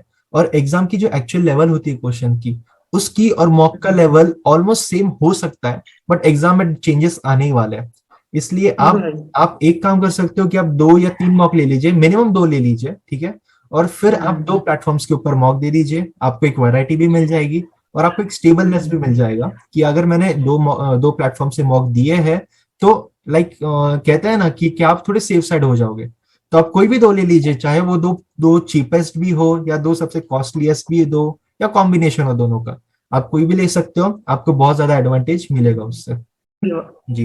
रीजनिंग के बारे में देखो, रीजनिंग के लिए अगर मैं सोर्स की बात करूँ तो सोर्स पहले तो एक रेड कलर की बुक आती है, how to crack the test of reasoning, Arihant Arihant की आती है शायद वो। ठीक है, वो मतलब बेसिक क्लियर करने के लिए यूज करती है, उसमें बस बेसिक ही क्लियर होगा आपका, बुक से बेसिक ही क्लियर हो सकता है। उसके बाद आपको क्वेश्चंस मॉक्स में ऑनलाइन यही सब मिलते हैं। एंड बाकी यूट्यूब पर मैंने एक फॉलो किया था रीजनिंग के लिए, स्पेशली पजल्स के लिए, अंकुश लांबा। बैंकिंग क्रॉनिकल्स नाम से चैनल है उनका, मतलब उनके रीजनिंग की ट्रिक्स मेरे को, पजल्स की ट्रिक्स काफी अच्छी लगती थी। और जी। मैंने कुछ कुछ क्वेश्चन में लगता था कि ये काफी बेटर तरीके से समझाते हैं। तो मैं अंकुश लांबा को काफी देखता था, उनका मैंने अनअकैडमी पे भी देखता था। अनअकैडमी मैंने पेड कोर्स नहीं लिया था उनका, मतलब हम्म, जो उनके उनके फ्री क्वेश्चन भी बहुत सारे थे अनअकैडमी पे। बहुत है बहुत है। तो हाँ, तो मैं वही देखे थे। मैंने मतलब उनका कोई पेड कोर्स वगैरह नहीं लिया। अब ये कह रहा हूँ, सोच रहे होंगे पेड कोर्स मतलब, यार ऐसा जरूरी नहीं होता पेड कोर्स, क्योंकि हमको क्वेश्चन, मेरे को, मैं पहले भी कहा क्वेश्चन से मतलब है, क्वेश्चन कहीं से भी मिले। हो सकता है पेड कोर्स से थोड़ी ज्यादा हेल्प होती है, लेकिन मेरे को उतनी ज्यादा हेल्प की मेरे को लगता था कि इतनी मेरे को जरूरत नहीं है। मेरे को लगता था कि मेरे को बस क्वेश्चन चाहिए और एक बार तरीका चाहिए कैसे सॉल्व करना है, फिर मैं खुद कर सकता हूँ। तो वही हुआ, वो क्वेश्चन मेरे को मिल जाते थे, मॉक्स में मिल जाते थे। रीजनिंग के क्वेश्चन भी मॉक्स में, और बुक से बस एक बार आपका बेसिक तक क्लियर हो सकता है। उसके हम्म, बाद आपको क्वेश्चन नेट पे मॉक्स पे यही मिलेंगे। और रीजनिंग के लिए मैंने अंकुश लांबा को देखा था, ये मैं कहना हूँ। और सर बाकी इसका कोचिंग वाले साथ थे। लाइक मुझे क्वेश्चन काफी आता है और मैं चाहूंगा कि आप इसको आंसर दे। मुझे बहुत से बंदे पूछते हैं कि अगर मैंने अनअकैडमी ले लिया या कोई भी दूसरा कोचिंग ले लिया तो क्या मेरा 100% सिलेक्शन होगा? तो इसके ऊपर आप क्या बोलना चाहोगे? देखो, ऐसा नहीं होता कि अगर आपने किसी बढ़िया इंस्टीट्यूट को ज्वाइन कर लिया है तो आपका सिलेक्शन 100% गारंटीड हो गया है। जैसे जी। कोचिंग में होता ही है, जैसे कोचिंग में बहुत सारे बच्चे तैयारी करते हैं, किसी भी कोचिंग हम्म, इंस्टीट्यूट में जाओगे, लेकिन फोटो उसी की छपती है जो हम्म, आखिरी में सिलेक्शन लेता है। और जी। वो 5 में से 2 या 10 में से 4 होते हैं, जी। बाकी 6 लोगों का सिलेक्शन नहीं उस होता। साल नहीं होता, अगले साल या होता है। तो मतलब लोग सोचते हैं, वो दिखाते, लेकिन एडवर्टाइज उन्हीं लोगों को किया जाता है जो ले चुके हैं सिलेक्शन। एग्जैक्टली। इसका मतलब ये नहीं होता कि आपने किसी बड़े कोचिंग इंस्टीट्यूट को ज्वाइन कर लिया तो आप सिलेक्शन लोगे ही लोगे। आपके अपने एफर्ट पे डिपेंड करता है कि कोचिंग इंस्टीट्यूट वाले सिर्फ आपको एक रास्ता दिखा सकते हैं। कोचिंग इंस्टीट्यूट या पेड कोर्स, जो भी, मतलब पेड कोर्स भी की भी वही हालत है। वो केवल एक मैप बना के दे सकते हैं कि ऐसे चलना है, उसके बाद चलना आप ही को होता है। जी। और सर मेरा भी यही कहना है कि देखिए, अगर आप YouTube के ऊपर कोई भी टॉपिक सर्च करते हो ना, आप हम्म। प्रैक्टिकली खुद वीडियोस देख देख कर थक जाओगे, तभी भी वीडियोस खत्म नहीं होने वाली, इतना मटेरियल फ्रीली अवेलेबल है। तो हाँ, अब रादर तो देन बहुत गोइंग मतलब फॉर, जब से ऑनलाइन का ये हुआ तो कोई दिक्कत ही नहीं है। कोई दिक्कत नहीं, मतलब आप देखिए ना, डेली एक टॉपिक के ऊपर 10 से ज्यादा वीडियोस अपलोड हो जाते हैं। तो आपकी प्रैक्टिस कम नहीं होगी हम्म। फ्री मटेरियल में भी, ये गारंटी है। तो कोई भी परचेस करने से पहले आप ये ट्राई कीजिए कि ऑनलाइन लाइक जो भी फ्री मटेरियल है वो रेफर कीजिए। अगर तभी भी नहीं होता है तो फिर आप परचेस करने के लिए सोच सकते हो। तो सर ये था। अच्छा, एक last question sir, general awareness. ये बहुत बड़ा एक फोबिया सा होता है कुछ कुछ बंदों के लिए, क्योंकि क्या होता है, आपको बहुत सारा पढ़ना भी होता है, पढ़ने के बाद में आपको हम्म। रिटेन भी करना होता है। और एग्जाम की एंजाइटी या प्रेशर में काफी बार आप उसको रिकॉल नहीं कर सकते हो, तो इसके लिए आप क्या कहना चाहोगे? देखो, जनरल अवेयरनेस के लिए पहले तो मैं एक चीज बोलूंगा कि इसकी स्टार्टिंग डे 1 से शुरू कर दो। जी। ये मत सोचना कि जब मेरा प्रीलिम्स क्लियर होगा तब मैं उसके बाद मेंस के बीच में जो टाइम होगा उसमें फिर मैंने फर्स्ट टाइम जब मेरा प्रीलिम्स मैंने गलती की थी, मैंने उससे पहले जनरल अवेयरनेस करा नहीं, तब जनरल अवेयरनेस देखेंगे। तो मेरा प्री क्लियर हुआ, उसके बाद एकदम से होता है बैंक में मेंस तुरंत कर देते हैं, 1 हफ्ते मैक्सिमम 1 मंथ के अंदर ये कर देंगे। तो 1 मंथ के अंदर आपको 6 या 7 मंथ से करंट अफेयर्स प्रिपेयर करने होते हैं, जो कि बाद में बहुत मुश्किल हो जाती है। ठीक है, तो डे 1 से अगर अभी तुम ये वीडियो देख रहे हो तो अभी से करंट अफेयर्स पढ़ने शुरू कर दो। ठीक है, करंट अफेयर्स के लिए मैं कहूंगा कोई पेड कोर्स लेने की जरूरत नहीं है। यूट्यूब पे जिसकी वीडियो तुम्हें अच्छी लगती है, मेरे को, मैंने यूट्यूब नहीं देखा, फिर से करंट अफेयर्स के लिए बताऊं तो एक वेबसाइट थी gktoday.in, उसमें रोज के 10 MCQ आते थे, मैं उनको पढ़ता था और उनके अंदर दिए हुए एक्सप्लेनेशन को पढ़ता था, एंड मैं उसी से करा है। स्टार्टिंग में उसके भी नोट्स बनाए जैसे कि मैंने पहले बताया, लेकिन नोट्स कभी देखे ही नहीं, बाद में नोट्स बनाना बंद करा और डायरेक्ट डायरेक्ट पढ़ना स्टार्ट करा। ठीक है, जो थे फिर मैंने बनाने छोड़े, मैंने डायरेक्ट पढ़ना स्टार्ट किया उसको। अब कुछ लोगों को वीडियो का वो लगती है कि वीडियो में ज्यादा अच्छा लगता है लोगों को, वीडियो अगर वीडियो फॉर्मेट में लगे तो वो डिपेंड करता है, किसी को वीडियो फॉर्मेट पसंद आता है, अगर कोई वीडियो फॉर्मेट देख के उनको मेमोराइज कर सकता है तो वो भी बहुत अच्छी बात है। करंट अफेयर्स आप कम से कम 6 या 7 मंथ्स की प्रिपेयर करो, इसके लिए आपके अराउंड 95% का जी जनरल जनरल तो या जनरल अवेयरनेस अगर आपने करंट अफेयर्स कंप्लीट कर लिए ना केवल, तो ये समझ लो आपका 95% या 93 या 94% तक तो जनरल अवेयरनेस का पार्ट रेडी हो चुका है। उसके बाद आपके मतलब ऐसा तो नहीं है कि जितने आपने पढ़ेंगे सारे करंट अफेयर्स वही आएंगे, ऐसा नहीं होता, कुछ ना कुछ छूट जाते हैं। मतलब ये लगा लो 50 नंबर में 40 नंबर की जीके होती है उसमें, पीओ के एग्जाम में 40 में से लगभग 35 मार्क्स के करंट अफेयर्स है। बचे हुए 5 क्वेश्चन थोड़ा एक स्टैटिक जीके से आता है, मतलब उसका एक तो कैपिटल करेंसी है वो आती ही आती है। तो मैंने क्या करा था, मैंने 200 के 200 कैपिटल करेंसी सब याद कर रखी थी, अब डन तो कर मैं भूल लिया। गया, लेकिन उस समय वो कैपिटल करेंसी हर हर हर देश की याद थी, चाहे न्यूज में कोई सा भी देश हो। आती मेरे है। को सारी पता थी कैपिटल करेंसी, मैंने उस समय याद करके रखी हुई थी, सबके सब याद करी हुई थी। उसको याद करने का भी तरीका है, रोज के रोज पढ़ते रहो, हम्म। सबको एक बार पढ़ते रहो रोज के रोज, तुम्हें एक टाइम पे याद हो जाएगी वो। वही मेरा तरीका था उसको भी याद करने का। ठीक है, एक क्वेश्चन आपका वो national parks and tiger reserve में से हम्म। आता है। तो टाइगर रिजर्व नेशनल पार्क तो बहुत सारे हैं, टाइगर रिजर्व मैंने कर रखे थे, वो भी याद थे मुझे। तो वो फिर तुक्के वाली बात थी, कभी कभी कभी किसी एग्जाम में नए टाइगर रिजर्व पूछ लेते थे, किसी में नहीं पूछते थे, एग्जाम भी बहुत दिए हैं। तो अब याद भी नहीं है कि एसबीआई पीओ में आया था कि नहीं आया था, लेकिन क्योंकि बहुत एग्जाम दिए ना, अब कंफ्यूजन हो गई यार कि मतलब आते आते कहाँ पे कि क्या आया था, इतने बार पेपर दे दिए। तो tiger reserve and national park ये भी याद कर लीजिए, ये आपका स्टडी। और बैंकिंग अवेयरनेस की अगर मैं बात करूँ तो मेजर बैंकिंग अवेयरनेस ना आपका करंट अफेयर्स में प्रिपेयर हो जाता है, कि जो बैंकिंग की न्यूज करंटली चल रही होगी उसी से आता है। बाकी एक आप बैंक के हेडक्वार्टर्स टैगलाइंस ये चीज पढ़ लीजिए, बैंकिंग के जितने बैंक्स के जितने भी हेडक्वार्टर्स है और जो फाइनेंशियल इंस्टीट्यूशन है नाबार्ड वगैरह, सेबी, इन सब के हेडक्वार्टर्स टैगलाइंस ये सब पढ़ लीजिएगा। इसकी भी ट्रिक्स आपको यूट्यूब पे मिल जाती हैं, जैसे होता है। एक ट्रिक वाली वीडियो मैंने देखी थी, पंजाब मतलब नई दिल्ली, और हाँ हाँ जिस हाँ। भी बैंक के नेम में पंजाब आ रहा है उसका हेडक्वार्टर दिल्ली में ही है। जी जी जी। मतलब ये मैंने ट्रिक देखी थी, हम लोग को याद नहीं है सारी ट्रिक्स, लेकिन वो उस समय मैंने ट्रिक्स से उन ट्रिक्स को मैंने मेमोराइज कर लिया था। उन ट्रिक्स को मैंने एक जगह लिख भी रखा था कि अगर बार बार वीडियो देखना पसंद नहीं करता था, मैं क्या बोलते हैं सोचता था कि एक बार मेरे को लिखा हुआ मिल जाए, उससे हो जाएगा। कुछ कुछ चीजों के नोट्स बनाए हैं, हर चीज के इतने से नोट्स थे तो वो हो गया था, लेकिन हर चीज के नोट्स, करंट अफेयर्स के नोट्स वो नहीं बनाता था। अच्छा, तो सर जैसे आपने कहा कि आप डेली जो जीके टूडी की वेबसाइट है वो आप पढ़ते थे, हम्म। तो आप रिवाइज कैसे करते थे? लाइक अगर आज 10 तारीख है तो आप सिर्फ 10 तारीख की पढ़ते थे, या 1 2 3 तारीख का भी आप रिविज करते थे? लाइक हम्म। क्या करते थे आप? नहीं, हमारा ये चलता था, जैसे आज आज मान लो आज 5th है तो उसमें 4th तक के आ जाते थे, 5th को 4th तक के आ जाएंगे, तो ओके। हमारा क्या होता था, हम रोज के रोज पढ़ते थे। और मतलब मैं था और मेरे 2 दोस्त और थे, हम तीनों साथ में पढ़ते थे। हम कोचिंग में बैठ के पीछे की तरफ बैठ के हम तीनों यही पढ़ते थे। वो भी अपने एग्जाम की तैयारी कर रहे थे, वो एक एसएससी की तैयारी कर रहा था, एक मेरे साथ बैंकिंग की तैयारी कर रहा था, तो हम करंट अफेयर्स तीनों के तीनों साथ में ही पढ़ते थे। तो हमारा क्या होता था, संडे को भी कोचिंग जाते थे, हमको मतलब मजा आता था कोचिंग में, कहते थे घर में क्या करना है, है। तो वहीं चलो। उसके बाद वहीं थोड़ी पार्टी वगैरह हो गई, तो हम क्या करते थे संडे को क्या करते थे, हम कहते थे सैटरडे को शाम को पूरा रिवाइज कर लेना हफ्ते का, और संडे को जाके हम एक दूसरे को सुनाते थे ओके। कि तूने कितना, मतलब हम पूछते थे इसका आंसर बताओ, इसका आंसर बताओ, और ऐसा करके हम करते गए। उसमें हम ऑप्शन छुपा देते थे कि ऑप्शंस नहीं मिलेंगे, बिना ऑप्शंस के बताओ। और जैसे किसी को प्रॉब्लम हो रही हो तो उसको थोड़ा ऑप्शंस दे दिए, ये ऑप्शंस में है। ऐसा करके हम करते, संडे को पूरे हफ्ते का रिवाइज कर लिया, 7 दिन पढ़ा, सैटरडे सैटरडे शाम को खुद से पढ़ा, अगले दिन संडे को जाके पूरा रिवाइज कर दिया, अच्छा, मतलब एक रिवीजन दूसरे के को लिए सुना काफी सुना के। इम्पोर्टेंट सर ये है कि आप मल्टीपल रिविजन्स कीजिए, क्योंकि आप जितना रिवीजन हाँ, करोगे। रिवीजन तो बहुत इंपॉर्टेंट है मेरा, जी। मतलब हर मंथ हर वीक के लिए रिवीजन होता था, और फिर मंथ के एंड में हम पूरे मंथ का भी करते थे। अच्छा, ये भी ठीक है। करते थे कि पहले वीकली रिवीजन तो हो ही रहा है, फिर मंथ के एंड में मंथ का। और जैसे और क्या करते थे, प्रत्येक हफ्ते में ना हम क्यूमुलेटिव करते थे इस चीज को, जैसे एक हफ्ते का खत्म हुआ, फिर अगले हफ्ते 2 हफ्ते हो गए, फिर हम 2 हफ्ते के सुनेंगे, फिर 3 हफ्ते हो गए, फिर 3 हफ्ते के सुनेंगे, फिर मंथ हो गया, पूरे मंथ का हो गया, फिर मंथ के फिर अगले मंथ से अगले मंथ की शुरुआत होती थी। और जब एक बार 5-6 महीने हो गए, तो हम शुरू से लेके उस दिन हम मैथ्स वगैरह कुछ नहीं करते थे। उस दिन हम मैथ्स वगैरह कुछ नहीं करते थे, और पूरा करंट अफेयर्स ही रिवाइज करते थे शुरू से लेके आखिरी तक, पूरे 6 महीने का एक ही बार में, तो सर कुछ एक या दो या 3 दिन लेके। लाइक ऐसे भी होते हैं जो लाइक क्या करते हैं, कोई भी मंथली मैगजीन उठा लेता है और पूरी मंथली मैगजीन वो पढ़ लेते हैं 1 या 2 दिनों में।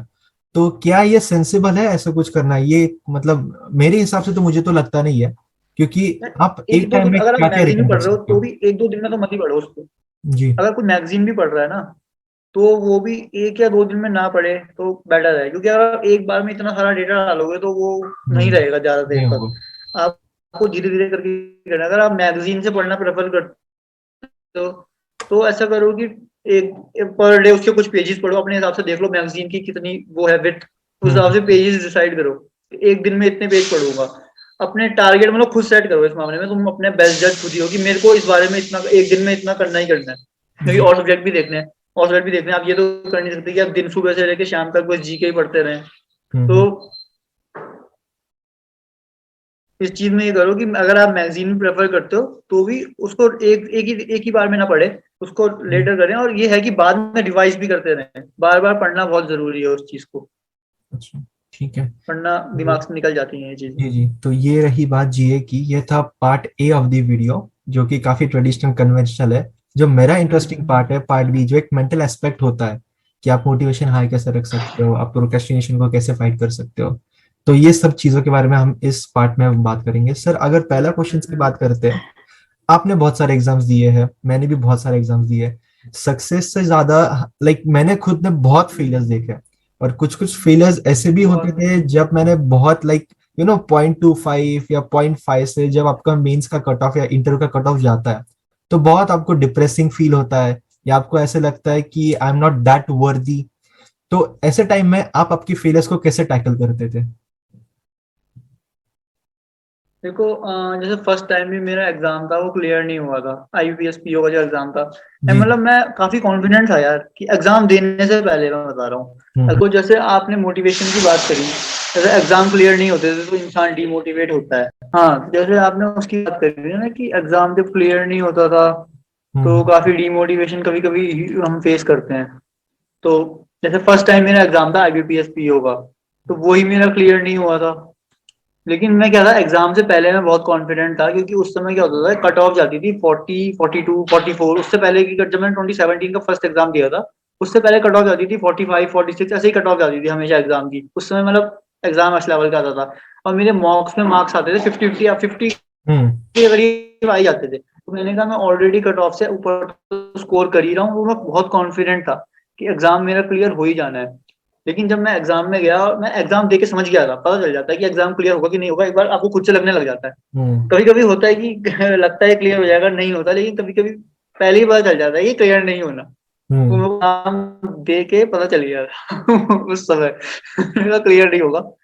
लेकिन उस समय क्या हुआ कि फिर, तो ऐसे यार इस समय मैं क्या बताऊं, मतलब मोटिवेशन आपको अंदर से, मतलब ये है कि ये रखना है कि बस कुछ भी करके इस बार नहीं हुआ तो नेक्स्ट बार हो जाएगा। हार, हिम्मत नहीं हारनी है, क्योंकि ये समझना है कि अपॉर्चुनिटीज बहुत सारी हैं। उस समय हम्म। मेरा वो नहीं हुआ था, दुख मेरे को बहुत हुआ, लेकिन मेरे को पता था कि आईयूपीएस क्लर्क भी आ रहा है। मैंने कहा यार अब इस चीज को छोड़ो, इस चीज पे बैठा रहूंगा तो मेरा टाइम पूरा वेस्ट हो जाएगा, मेरे को आगे वाले एग्जाम की प्रिपरेशन करनी है। जी जी। आईयूपीएस क्लर्क आ रहा था, फिर मेरा आईयूपीएस क्लर्क भी पास नहीं हुआ। फिर एसबीआई पीओ आया, हम्म। तो फिर मैंने कहा चल क्लर्क नहीं, मैंने कहा चल चल बढ़िया ही हुआ क्लर्क नहीं हुआ, अब मैं पीओ पे जा सकता हूँ। ठीक है, मतलब ऐसे करके मैंने खुद को मोटिवेट किया। पहले मैं था डिप्रेस, मैंने कहा क्लर्क भी नहीं हुआ, मैं पीओ बनने की सोच रहा हूँ, मेरा क्लर्क भी क्लियर नहीं हो रहा है, मैंने पहले ऐसे सोचा। फिर जब एसबीआई की नोटिफिकेशन आ गई, बैंकिंग में ये बहुत अच्छी बात है कि आपको अपॉर्चुनिटीज बहुत सारी मिलती हैं। तो इस चीज पे तो डिप्रेस होने की जरूरत ही नहीं है कि अगर आपको कोई एग्जाम क्लियर नहीं हो रहा है, एक एग्जाम क्लियर नहीं होगा, उसके एक ही महीने के अंदर दूसरा आ जाएगा, वो क्लियर नहीं हुआ अगले महीने दूसरा आ जाएगा, ऐसे करके होता रहता है। तो एसबीआई पीओ आया, मैंने कहा यार कोई बात नहीं, मैंने कहा क्लर्क नहीं बना, अच्छा हुआ ये आ गया। अब उस बार मेरा एसबीआई का प्री क्लियर हो गया, मेंस देने गया, लेकिन मेंस क्लियर नहीं हुआ। ये मतलब सिलेक्शन से पिछली बार के वाली बात है। मैंने एसबीआई पीओ भी 2 बार दिया है और आईबीपीएस पीओ भी 2 बार दिया है, एसबीआई पीओ भी क्लियर नहीं हुआ और क्लर्क भी मेरा मेन। और उस समय क्या हुआ था कि एसबीआई पीओ के मेंस के नेक्स्ट दिन ही एसबीआई क्लर्क का मेंस था, तो ओके। एसबीआई पीओ का मेंस तो क्लियर हुआ नहीं, हम्म। और क्या कहते हैं, नेक्स्ट डे एसबीआई क्लर्क का मेंस था, उसमें टेंशन में मैंने वो भी पूरा खराब कर दिया, वो भी क्लियर नहीं हुआ। फिर जी। आईयूपीएस पीओ आया, उस बार मेरा आईयूपीएस पीओ पूरा क्लियर हो गया, मतलब प्री भी क्लियर हो गया, मेंस भी क्लियर हो गया, इंटरव्यू देने गया, और लेकिन फिर इंटरव्यू के बाद बाहर हो गया फाइनल कट ऑफ से।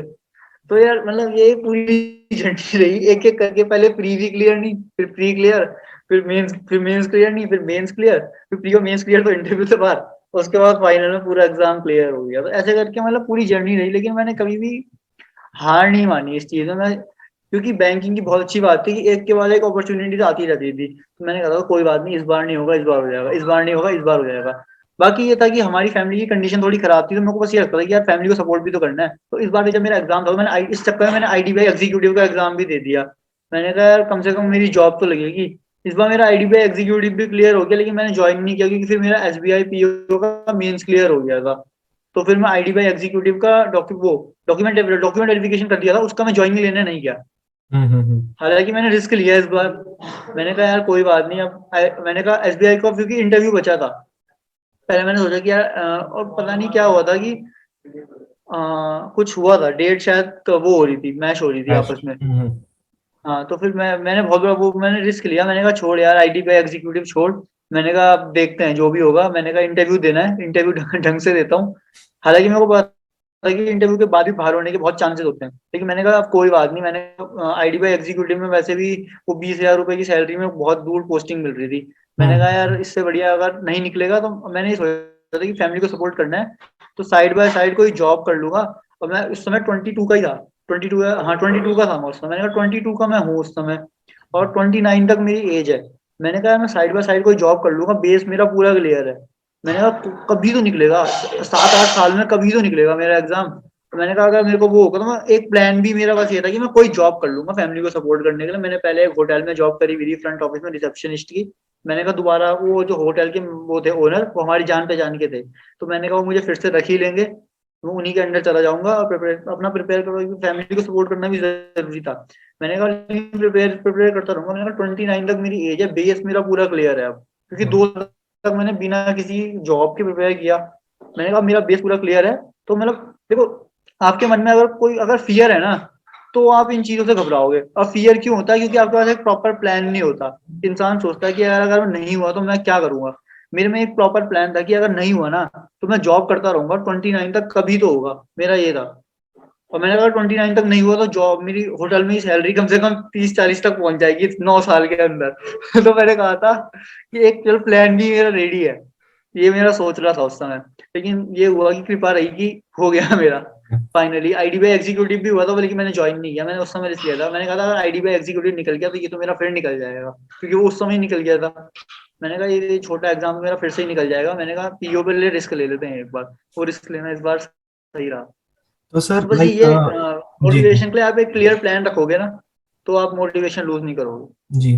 तो आपने जो एक्सपीरियंस आपका शेयर किया उससे मुझे दो चीजें बहुत क्लियर होगी। एक तो पहली बात की वॉरियर माइंडसेट, आपको फेलियर्स बहुत आने वाले हैं, आप बहुत एग्जाम्स देने वाले हो, बहुत वो एग्जाम्स तो में है से ही। एक या दो एग्जाम्स रहने वाले हैं जो आपके निकलने वाले हो। तो देखो आपके ऊपर होता है कि आप फेलियर्स को कैसे अप्रोच करते हो। अगर आप कोई फेलियर को लेके बैठते हो तो आगे आने वाले रिक्रूटमेंट्स आपके हाथ से फिसल जाएंगे। बट अगर आप सोचते हो कि यार मेरा क्लर्क नहीं हुआ, चलो पीओ आने वाली है, पीओ नहीं हुआ तो चलो हम्म। आरआरबी आने वाली है, कुछ ना कुछ तो आने वाला है, तो आप अब मैंने तो एक गलती ये जी भी करी थी कि मैंने केवल एसबीआई और आईयूपीएस पे फोकस किया और आरआरबी पे। मैं आरबीआई, नाबार्ड, सेबी ये सब देता ही नहीं था। मतलब नोटिफिकेशन कब आती थी मुझे पता ही नहीं चलता था इसकी। तो मैं इन सबको एक राय देना चाहूंगा, इन चीजों के नोटिफिकेशन अगर आप एलिजिबल हो तो पूरा ध्यान रखो। एलआईसी, ये जो अलग अलग एग्जाम है ना, मैं बैंकिंग सेक्टर में इतने एग्जाम्स हैं कि आपका पूरा सारा एग्जाम एग्जाम में बीत जाएगा। जी एग्जैक्टली। लेकिन इसमें ये भी मत हो जाना कि यार इतने एग्जाम है तो पढ़ाई नहीं हो रही है। पढ़ाई तो ऐसे करनी है कि ये लास्ट एग्जाम है, एग्जैक्ट। पढ़ाई ऐसी होनी है। लेकिन अगर नहीं हुआ तो उसके बाद ये माइंडसेट है कोई बात नहीं, बढ़िया अपॉर्चुनिटी आ रही है एक और। हाँ, और सर आपको पॉजिटिव रहना ही होगा, क्योंकि देखिए टाइम स्पैन भी काफी होता है प्रीलिम्स और मेंस के बीच में, 1 महीना, 1 महीना तक अगर आप पॉजिटिव रहोगे तभी आपका जीए का भी अच्छे से रिवीजन होने वाली है, मेंस की अच्छे से वो तो प्रिपरेशन है। होगी। बट अगर आपको थोड़ी सी भी नेगेटिविटी आ जाती है, चाहे वो आपके अंदर से हो या आपके फ्रेंड सर्कल से हो, तो आप अननोइंगली आप कंपटीशन के बाहर जाते हो।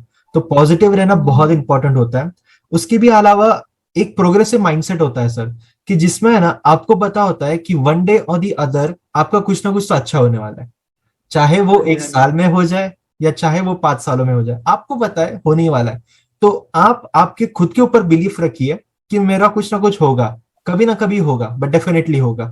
तो ये मैं कहना चाहूंगा, फेलियर्स सबको आने वाले हैं, हमने भी बहुत एग्जाम, इनफैक्ट मैं अगर खुद की बात करता हूँ, मैंने तो बहुत ज्यादा एग्जाम्स, मैंने एसएससी के भी एग्जाम्स फॉर्म भरे हैं, मैंने इंडियन पोस्ट की भी भरे हैं, मैं महाराष्ट्र से हूँ तो मैंने एमपीएससी के भी भरे हैं, मतलब मैंने सब दे रखे हैं, एमबीए के भी दे रखे हैं, एमबीए कैट भी दिया था, आईएम में भी सिलेक्शन हो गया था मेरा फाइनल, बट मैंने आईबीपीएस पीओ फिलहाल में ज्वाइन कर रहा हूँ। तो बोलने के लिए यह है कि ऐसा टाइम आपका होता है जब कि कोई भी एग्जाम नहीं निकलेगी, बट जब आपके एग्जाम्स निकलते हैं, ट्रस्ट मी, एक के पीछे एक बहुत सारे एग्जाम्स निकल जाते हैं। वो तो है। तो जी, तो आप एक कंटिन्यू रखिए, कभी ना कभी आपको डेफिनेटली फल मिलेगा। चलो ठीक है सर, नेक्स्ट क्वेश्चन की बात करते हैं। सर मोटिवेशन की अगर हम बात करते हैं, आपने काफी ब्रीफ में आंसर दिया है मोटिवेशन, बट बहुत सारे एस्पिरेंट्स सर एक्सटर्नल मोटिवेशन के पास देखते हैं, अगर वो कोई यूट्यूब के वीडियो देख ले या कोई मोटिवेशनल कोट्स पढ़ ले, तो इसके ऊपर बहुत ज्यादा स्ट्रेस होता है। बट इंटरनल मोटिवेशन बहुत ही ज्यादा इंपॉर्टेंट, क्योंकि इंटरनल मोटिवेशन ही आपको ट्रिगर करने वाला है हर चीज करने के लिए। तो सर ये इंटरनल मोटिवेशन को कैसे हम लाइक कंटिन्यू रखिए? देखो यार, इंटरनल मोटिवेशन बहुत जरूरी है। पहले बात तो आपको खुद से लगना चाहिए कि मुझे ये अपने लिए करना है, जी अपने फैमिली के लिए करना है, अपने नियर एंड डियर वंस के लिए करना है, उन्हें प्राउड महसूस कराना है, खुद को प्राउड करना है। ठीक है, जैसे मैं अपनी बात करूँ तो यार मैं मतलब, ये सुन के बड़ा अजीब सा लगेगा, मैं हमेशा से बहुत बिलो एवरेज स्टूडेंट था। लेकिन मैं खुद को, क्योंकि मैं स्टोरी राइटिंग करता था, तो मेरे को उस फील्ड में लगता था कि मैं खुद को सोचता था कि मैं इंटेलिजेंट इंसान हूँ, मेरे को ऐसा लगता था। लेकिन मैंने कभी उस चीज को प्रूव करने के लिए कुछ करा ही नहीं, हमेशा मार्क्स मेरे कम आए। मैंने मतलब खुद से लड़ाई की कि यार कुछ ना कुछ करके अपने आप को अपनी नजरों में प्रूव करना है मेरे को। ये भी था, मैंने कहा कम से कम, मैंने कहा कम से कम बैंक का प्री तो निकालना ही है। मैंने कहा मेंस चाहे ना निकले, प्री निकलेगा तो कम से कम मुझे एक शांति पड़ जाएगी कि मैं कुछ हूँ। ठीक है। लेकिन जब प्री निकला तो उसके बाद मैंने कहा यार प्री से कुछ नहीं होगा, मेन। पूरा जॉब ही लेनी है अब तो। मैंने जी कहा प्री से कुछ नहीं होगा, जॉब लेके दिखानी है। ठीक जी है। तो ऐसे करके खुद से मतलब जिद थी मेरी, क्योंकि एक्सटर्नल मोटिवेशन की अगर मैं बात करूँ ना, अगर एक्सटर्नल फैक्टर आपको मोटिवेट करता है तो जब तक वो एक्सटर्नल फैक्टर है तब तक ही आप काम करोगे। मान लो अगर किसी को एक्सटर्नल फैक्टर ये है कि उसे किसी लड़की को प्रपोज करना है जी किसी किसी को होता है कि एग्जैक्टली। मेरी अभी जॉब नहीं है, बाद में किसी इसको जॉब लेके इसे प्रपोज करना है। लेकिन अगर उसको उसके बाद भी तुमसे बेटर लड़का मिल गया जॉब के बाद भी, कोई खत्म। गारंटी नहीं है कि तुम चूज करेगी। मैं बहुत नॉर्मल सी बात कर रहा हूँ मैं हम्म। ठीक है। तो यार एक्सटर्नल मोटिवेशन मत रखो, क्योंकि दूसरा बंदा कभी भी पलट सकता है। चाहे तुम किसी को कहीं किसी भी लेवल पे देखो, कोई लोग म्यूजिक सुन के इन्फ्लुएंस हो जाए। एमिनेम का म्यूजिक मैं भी सुनता था, मैं रैप जी रैप का बहुत बड़ा फैन हूँ फिलहाल। मैं जी रफ्तार भी बहुत सुनता हूँ, इंडियन रैपर्स भी बहुत सुनता हूँ मैं। हम्म लेकिन मैं उनको एक्सटर्नल मोटिवेशन थोड़ा बहुत यूज करता हूँ, एक पंप के लिए यूज करता हूँ बस। लेकिन ये चीजें मेरे अंदर से ही आती हैं, क्योंकि अगर मैं केवल उन्हीं को बनाऊंगा, उनके लाइफ में भी अप्स एंड डाउन आते हैं। कभी मैं उनका डाउन देख लूंगा या समझूंगा, मैं कहूंगा यार मेरा मेरा जो मोटिवेशन है, जो मेरे को मोटिवेशन दे रहा है, वो खुद डाउन हो गया है, तो मैं खुद डाउन हो जाऊंगा। इसलिए अपने अंदर से वो चीज ढूंढो कि तुम्हारे अंदर से वो चीज आनी चाहिए। किसी दूसरे को वो करने के लिए मत करो कि इसको दिखाना है। हाँ तुम ये कर सकते हो, मेरे को अपनी नजरों में कुछ करना है, अपनी फैमिली के लिए कुछ करना है। ये अगर तुम्हारा हाँ मोटिवेशन है तो तुम्हें कोई नहीं हरा एग्जैक्टली। सकता। तो यही बात है, जब तक एक्सटर्नल वाली जो भी है, लाइक वो लड़की हो या जो भी हो, या यूट्यूब वीडियोस है, देखिए आप यूट्यूब वीडियोस देख देख कर आप कब तक देखोगे? आप एक हफ्ता देखोगे, 2 हफ्ता, उसके बाद में आप बोर हो जाओगे। तो वो तो वो तो सोर्स है, ऑफ ये केवल मोटिवेशन तो एक खत्म पंप हो के लिए जाएगा। ठीक होता है, जी हाँ, एक लाइक पंप के लिए ठीक टेम्पररी है बस ये। ट्रिगर के लिए ठीक है, आपको एक मोमेंटम देने के लिए ठीक है, बट लॉन्ग टर्म में एक्सटर्नल मोटिवेशन नहीं काम आने वाला है। इंटरनल वो तो है मोटिवेशन ही। आप आपकी खुद के लिए कर सकते हो, आप आपकी फैमिली के लिए कर सकते हो। कुछ कुछ बंदों का, इंक्लूडिंग मेरा, लाइक मैं 100% नहीं कह सकता, बट 10, 20, 30% मेरा भी एक मोटिवेशन था इंटरनल का रीजन, कि मुझे पैसे चाहिए। क्योंकि देखो, पैसा अगर होते, क्या ये आपकी फैमिली भी स्टेबल हो जाएगी, फाइनेंशियली इंडिपेंडेंट हो जाओगे, तो पैसे भी आपका एक रीजन हो सकता है। सिक्योरिटी बहुत ऑफ जरूरी जॉब है। है। ऐसे बहुत सारे होते हैं, कोई कोई को सोसाइटी में इमेज अच्छी बनानी होती है, तो ये भी हो सकता है। और अगर एक जैसे सर आपने बात की, क्या किसी को, अगर किसी को प्रपोज करना है, तो अगर मैं खुद की बात करता हूँ, तो मैं जब बैंक में जाता था और जब मैंने देखा कि कोई बंदा केबिन में बैठा है और वो कुछ काम कर रहा है, कुछ डील कर रहा है, मुझे अंदर से ऐसे लगता था कि अगर वो बैठा है ना वहां पर, तो मैं भी जा सकता हूँ। मतलब मेरी भी वो लेवल है। आई डोंट नो अभी ये कितना लाइक सेंसिबल साउंड कर रहा है, बट ऑनेस्टली मुझे भी ऐसे लगता था कि मैं इस पोस्ट के लिए तो डेफिनेटली काम कर सकता हूँ। तो ये भी एक सोर्स ऑफ मोटिवेशन हो सकता है। तो मैं यही कहना चाहूंगा कि आप खुद के अंदर झांकिए, खुद के अंदर देखिए, वो ही आपके लिए इन्फिनाइट सोर्स है, इन्फिनाइट एनर्जी आपको वहीं से मिलने वाली है कंटिन्यू करने के लिए। सर नेक्स्ट क्वेश्चन के पास बढ़ते। प्रोक्रेस्टिनेशन बहुत बड़ा हाँ है। जी। प्रोक्रेस्टिनेशन, लाइक सबको पता है मुझे कोई काम करना है, सिर्फ वो एक्शन नहीं होता है। प्लानिंग हो जाती है, मुझे सोर्सेस आ जाते हैं, किताबें आ जाती है, वीडियोस डाउनलोड हो जाते हैं, पेन स्टेशनरी सब रेडी हो जाता है, बस पढ़ाई होती नहीं है। ऐसा क्यों? ये यार एक बहुत बड़ा फैक्टर है। जैसे ना मतलब मैंने इसके बारे में एक रील भी देखी थी। उस हम्म। बंदे ने क्या बोलते हैं, एक आर्टिकल पढ़ के उसको समराइज करके बताया, real hmm. Work versus fake work. हाँ हाँ। लोग फेक वर्क में बहुत टाइम इन्वेस्ट करते हैं। जी। फेक वर्क हो गया, जैसे किसी को एक वो पढ़ना है ना, किसी को एक आर्टिकल पढ़ना है, तो वो हम्म। पहले हाईलाइटर खरीद के लाएगा। वो ओके। हाईलाइट वो हाईलाइट करेगा चीजों को, वो उस हम्म। चीज में टाइम वेस्ट करेगा जो जरूरी नहीं है उसको। उससे बढ़िया ये है कि डायरेक्ट रियल वर्क में कूदो। फेक वर्क तुम कितना भी कर लो, वो तुम्हें नहीं हेल्प करने वाला। हम्म। प्रोक्रास्टिनेशन यही है कि इंसान सोचता है कि चल यार करता हूँ, फिर बैठ जाएगा, कहते हैं कल कर लूंगा, परसों कर लूंगा। यार एक चीज मतलब ये रखो कि जैसे यार मतलब ये करना है, ये करके खत्म करना है, उसके बाद मजे करूंगा। जी। ये खत्म कर दूं, फिर मजे करूंगा। ये रखो, मतलब अपने लिए सजा मत बनाओ। देखो यार ये खत्म कर दूं बस, फिर मजे ही मजे हैं। ऐसे करके अगर सोचोगे ना, तो तुम हम्म। खत्म कर दोगे उसको वहीं पे।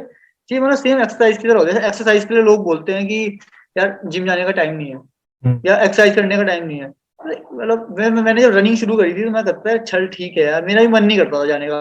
मैंने कहा कोई बात नहीं यार, यहाँ से जाके भाग के आ जाता हूँ, खत्म। फिर मैंने कहा सोता तो मैं दिन भर ही रहूंगा। जी। मैंने कहा एक बार रन करके आ जाता हूँ। तो ये करके खत्म करो, खत्म करो, फिर मजे करो।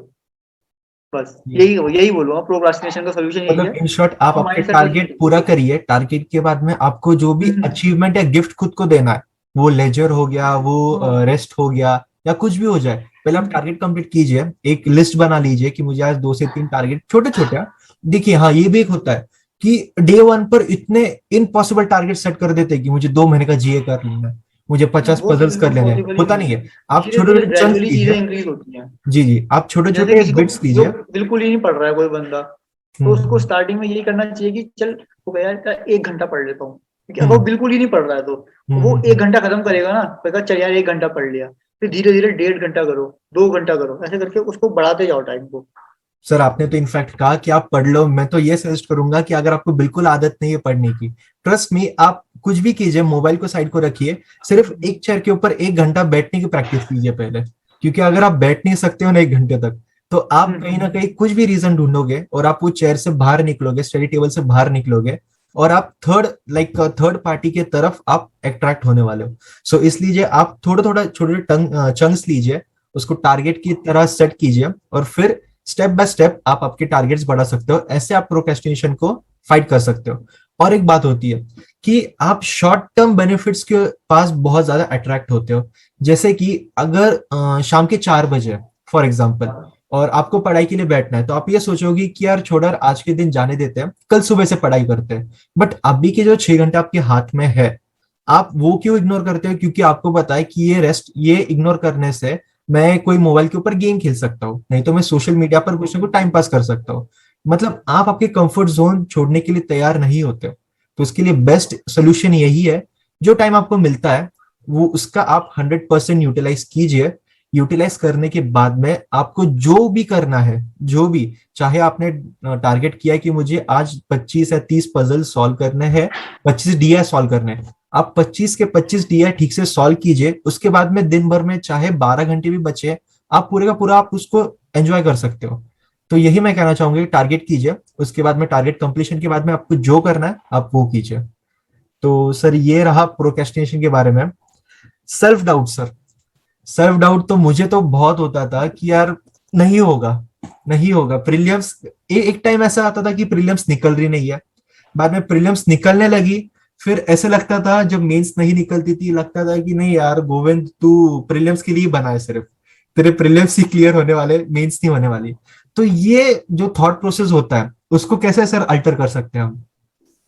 देखो यार, मैं तो जैसे एक चीज कहूंगा ना, मतलब सेल्फ डाउट मुझे बहुत कम हुआ। ओके। मतलब ये मैं मतलब कैसे समझाऊं आपको, मतलब मैं बहुत सेल्फ डाउट में रहता था उस हम्म। समय। बैंक की तैयारी सेकंड ईयर थर्ड ईयर में मुझे क्या हुआ, मैंने एक आर्टिकल पढ़ा इंटरनेट पे एक दिन, कि हम्म। इंसान अपने अपने से जैसी बातें करता है ना, वो वैसा ही बनता चला जाता है। तो ओके। मतलब मैंने फिर ऐसा सोचा कि मैं अपने बारे में, अपने, चाहे कोई मेरे लिए कुछ भी बोले, मैं खुद अपने बारे में अच्छा ही बोलूंगा। मैं जी। मतलब उसको फिर चाहे लोग बोलेंगे इसके अंदर, मेरे को बहुत लोग फिर बोलने लग गए तेरे अंदर ओवर कॉन्फिडेंट है, मेरे को ऐसा भी लोग कहते थे। हालांकि मेरे को कभी कभी खुद भी होता है कि हाँ यार ओवर कॉन्फिडेंट है, मैं जो चीज कर नहीं पाता मैं वो भी बोलता हूँ अपने, लेकिन मैं कर दूंगा। लेकिन इस चीज मतलब, लेकिन रियलिस्टिक था, ऐसे नहीं कि मैं बोल रहा हूँ बिल्डिंग से छलांग लगा दूंगा ऐसे नहीं। ये क्या बोलते हैं, मतलब मैंने अपने अंदर मतलब ये सोच लिया था कि यार, मैं खुद कैसे बोलता था कि Siddharth you can do it, hmm. You are the best, you are the genius, ऐसी बातें मैं खुद को कहता था। जी। जीनियस नहीं हूं मैं, मुझे मालूम है। लेकिन जी। मैंने वो आर्टिकल पढ़ा ना, मतलब उसको लॉ ऑफ अट्रैक्शन के अंदर आता है शायद ये कुछ, जी। ये जी। मेरे को बाद में पता चला कि लॉ ऑफ अट्रैक्शन के अंदर पूरा लॉ ऑफ अट्रैक्शन मुझे भी नहीं, मेरे से मैंने बताई थी ये बात एक बार, तो मेरे से काफी लोग पूछे लॉ ऑफ अट्रैक्शन ने कैसे हेल्प करा आपको। मुझे पूरा नहीं पता इसके बारे में क्या होता है। मुझे बस इतना सा मालूम था कि अपने बारे में खुद से अच्छी बातें करोगे तो तुम हम्म। वैसे ही बनते चले जाओगे, जो बातें तुम खुद से करते हो तुम वैसे ही बनते चले जाते हो। तो मैंने कहा यार जब ऐसा ही होता है, तो मैंने कहा क्यों ना मैं ऐसा ही करूं। मैं हमेशा खुद में, मैंने सेल्फ डाउट फिर करना छोड़ दिया खुद को। मैंने कहा चाहे मेरा एग्जाम क्लियर नहीं भी होता था ना, मैंने कहा कोई बात नहीं, कोई बात नहीं, हो जाएगा। कभी जी। मेरे को ये सेल्फ डाउट कभी आया नहीं, मोटिवेशन फैक्टर। और दूसरा मेरा एक सीन ये भी था कि जैसे मैं रैप म्यूजिक सुनता हूँ ना, तो हम्म। रैप म्यूजिक में क्या होता है, जो रैपर्स होते हैं ना, वो खुद की बहुत तारीफ करते हैं। हाँ। उनकी आदत होती है, वो खुद की आदत है, यार मैं बेस्ट हूँ, मैं ये हूँ, तेरा भाई है, तेरा भाई वो। अच्छा। ठीक है, तो मैं सुनता था तो मेरे को वही फीलिंग आती थी कि यार तेरा भाई तो ये है, तेरा भाई ये कर देगा वो कर देगा। सर आपके मेरे को फेवरेट मतलब ट्रैप हमेशा, आर्टिस्ट कौन है, लाइक इंडिया में फिलहाल? कृष्णा, मुफाड़, रफ्तार, डिवाइन? हाँ मेरे को कृष्णा और मुफाड़ दोनों पसंद है। अच्छा, सेम यार। कृष्णा और मुफाड़ दोनों पसंद है मुझे, और रफ्तार मेरा फेवरेट है। रफ्तार मेरे को इसलिए अच्छा था, उसको मेरे को एज अ पर्सन बहुत सही लगता है। अच्छा। ओके। हम्म। तो सर इससे ये पहले मैं एमिनम को सुनता था, लेकिन जब बीफ हुआ बीच में, रफ्तार और उसका बीफ, हाँ। रफ्तार कृष्णा की, जब वो रफ्तार और एमिवे की जब एमी बीफ वे हुई का थी, जब उसके हुआ बाद से था। मैंने सुनना शुरू किया। जी जी जी। हाँ, तो मतलब मेरे को लगता था ये लोग मतलब कितने मस्त हैं, हाँ। अपने बारे में हमेशा अपनी तारीफ ही करते रहते हैं। तो जी। मैं ये इन चीजों को देख के बड़ा वो होता था फैसिनेट। मैंने कहा यार हम भी ऐसे ही करेंगे, अपने बारे में हमेशा अच्छी बातें बोलो। अब वो उस चीज से मैं सोचता हूँ लॉ ऑफ अट्रैक्शन से मिलता ही है कि अपने अपने आप से इंसान जैसी बातें करेगा, इंसान वैसा ही बनता चला जाएगा। तो मैंने हमेशा खुद से अच्छी बातें करी, हमेशा खुद को, तो मतलब ये मोटिवेशन में ही आ गया कि हमेशा खुद से अच्छी बातें करो। और हम्म। अपने, और दूसरी बात है, अगर तुम अपने टारगेट पूरे कर रहे हो ना, जो तुम्हारा टारगेट तुमने दिन का सेट किया है, तो हमेशा नहीं हो पाता, लेकिन कभी कभी हम्म। जैसे मतलब हफ्ते में 5 दिन तुम खत्म कर देते हो, 2 दिन भी, ये नहीं कि 2 दिन भी तुम्हारे पूरे वेस्ट हो रहे हैं, उस दिन भी कम से कम तुम हाफ या 60% खत्म कर ही दे रहे हो। अगर तुम इतना कर रहे हो ना, तुमको अंदर से एक मोटिवेशन पहले से ही रहेगा, तुमको हो गया है मैं कर लूंगा, तुम्हें पता है क्योंकि तुम करते हो, एफर्ट्स डालते हो। जी। अब जो बंदा एफर्ट्स नहीं डालता ना, वो हमेशा डाउट में रहेगा, कहेगा यार मैं कुछ कर तो रहा ही नहीं हूँ, मेरा एग्जाम कैसे क्लियर होगा। लेकिन जो बंदा एफर्ट्स डाल रहा है ना, उसे पता होगा कि यार मैं कर लूंगा। और सर तो ये भी यही है। होता है ना, लाइक काफी बार एस्पिरेंट्स क्या करते हैं कि they are like practically getting ready to get ready, but they are never ready. वो प्लानिंग सब कर लेते हैं बट कभी पढ़ाई करते नहीं है। तो मैं यही कहना चाहूंगा कि बैंकिंग की प्रिपरेशन या कोई भी एग्जाम की प्रिपरेशन हर बार कंपाउंडिंग इफेक्ट में होती है। अगर आप डे 1 पर 0.1% भी हार्डवर्क करते हो तो नेक्स्ट डे पर उसका डबल होने वाला है। और जैसे आप कंटिन्यू स्ट्रिक करोगे तो आपकी कंपाउंडिंग इफेक्ट की वजह से और ज्यादा आपको बेनिफिट मिलने वाला है। तो आप स्ट्रिक मजा आने कंटिन्यू लगता है यार, रखिए। धीरे धीरे पढ़ने में, धीरे धीरे पढ़ने में मजा आने लगता है। हाँ बहुत। खुद कभी नोटिस और करता देखिए है, सर, जब पढ़ना आप स्टार्ट करोगे ना कुछ टाइम, खुद ही मजा आने लगता है। हाँ लाइफस्टाइल भी बन जाता है काफी बार कि आपको सुबह उठना है। देखिए पहले बहुत डिफिकल्ट लगेगा कि कौन सुबह 6 बजे उठेगा, कौन सुबह 7 बजे उठेगा।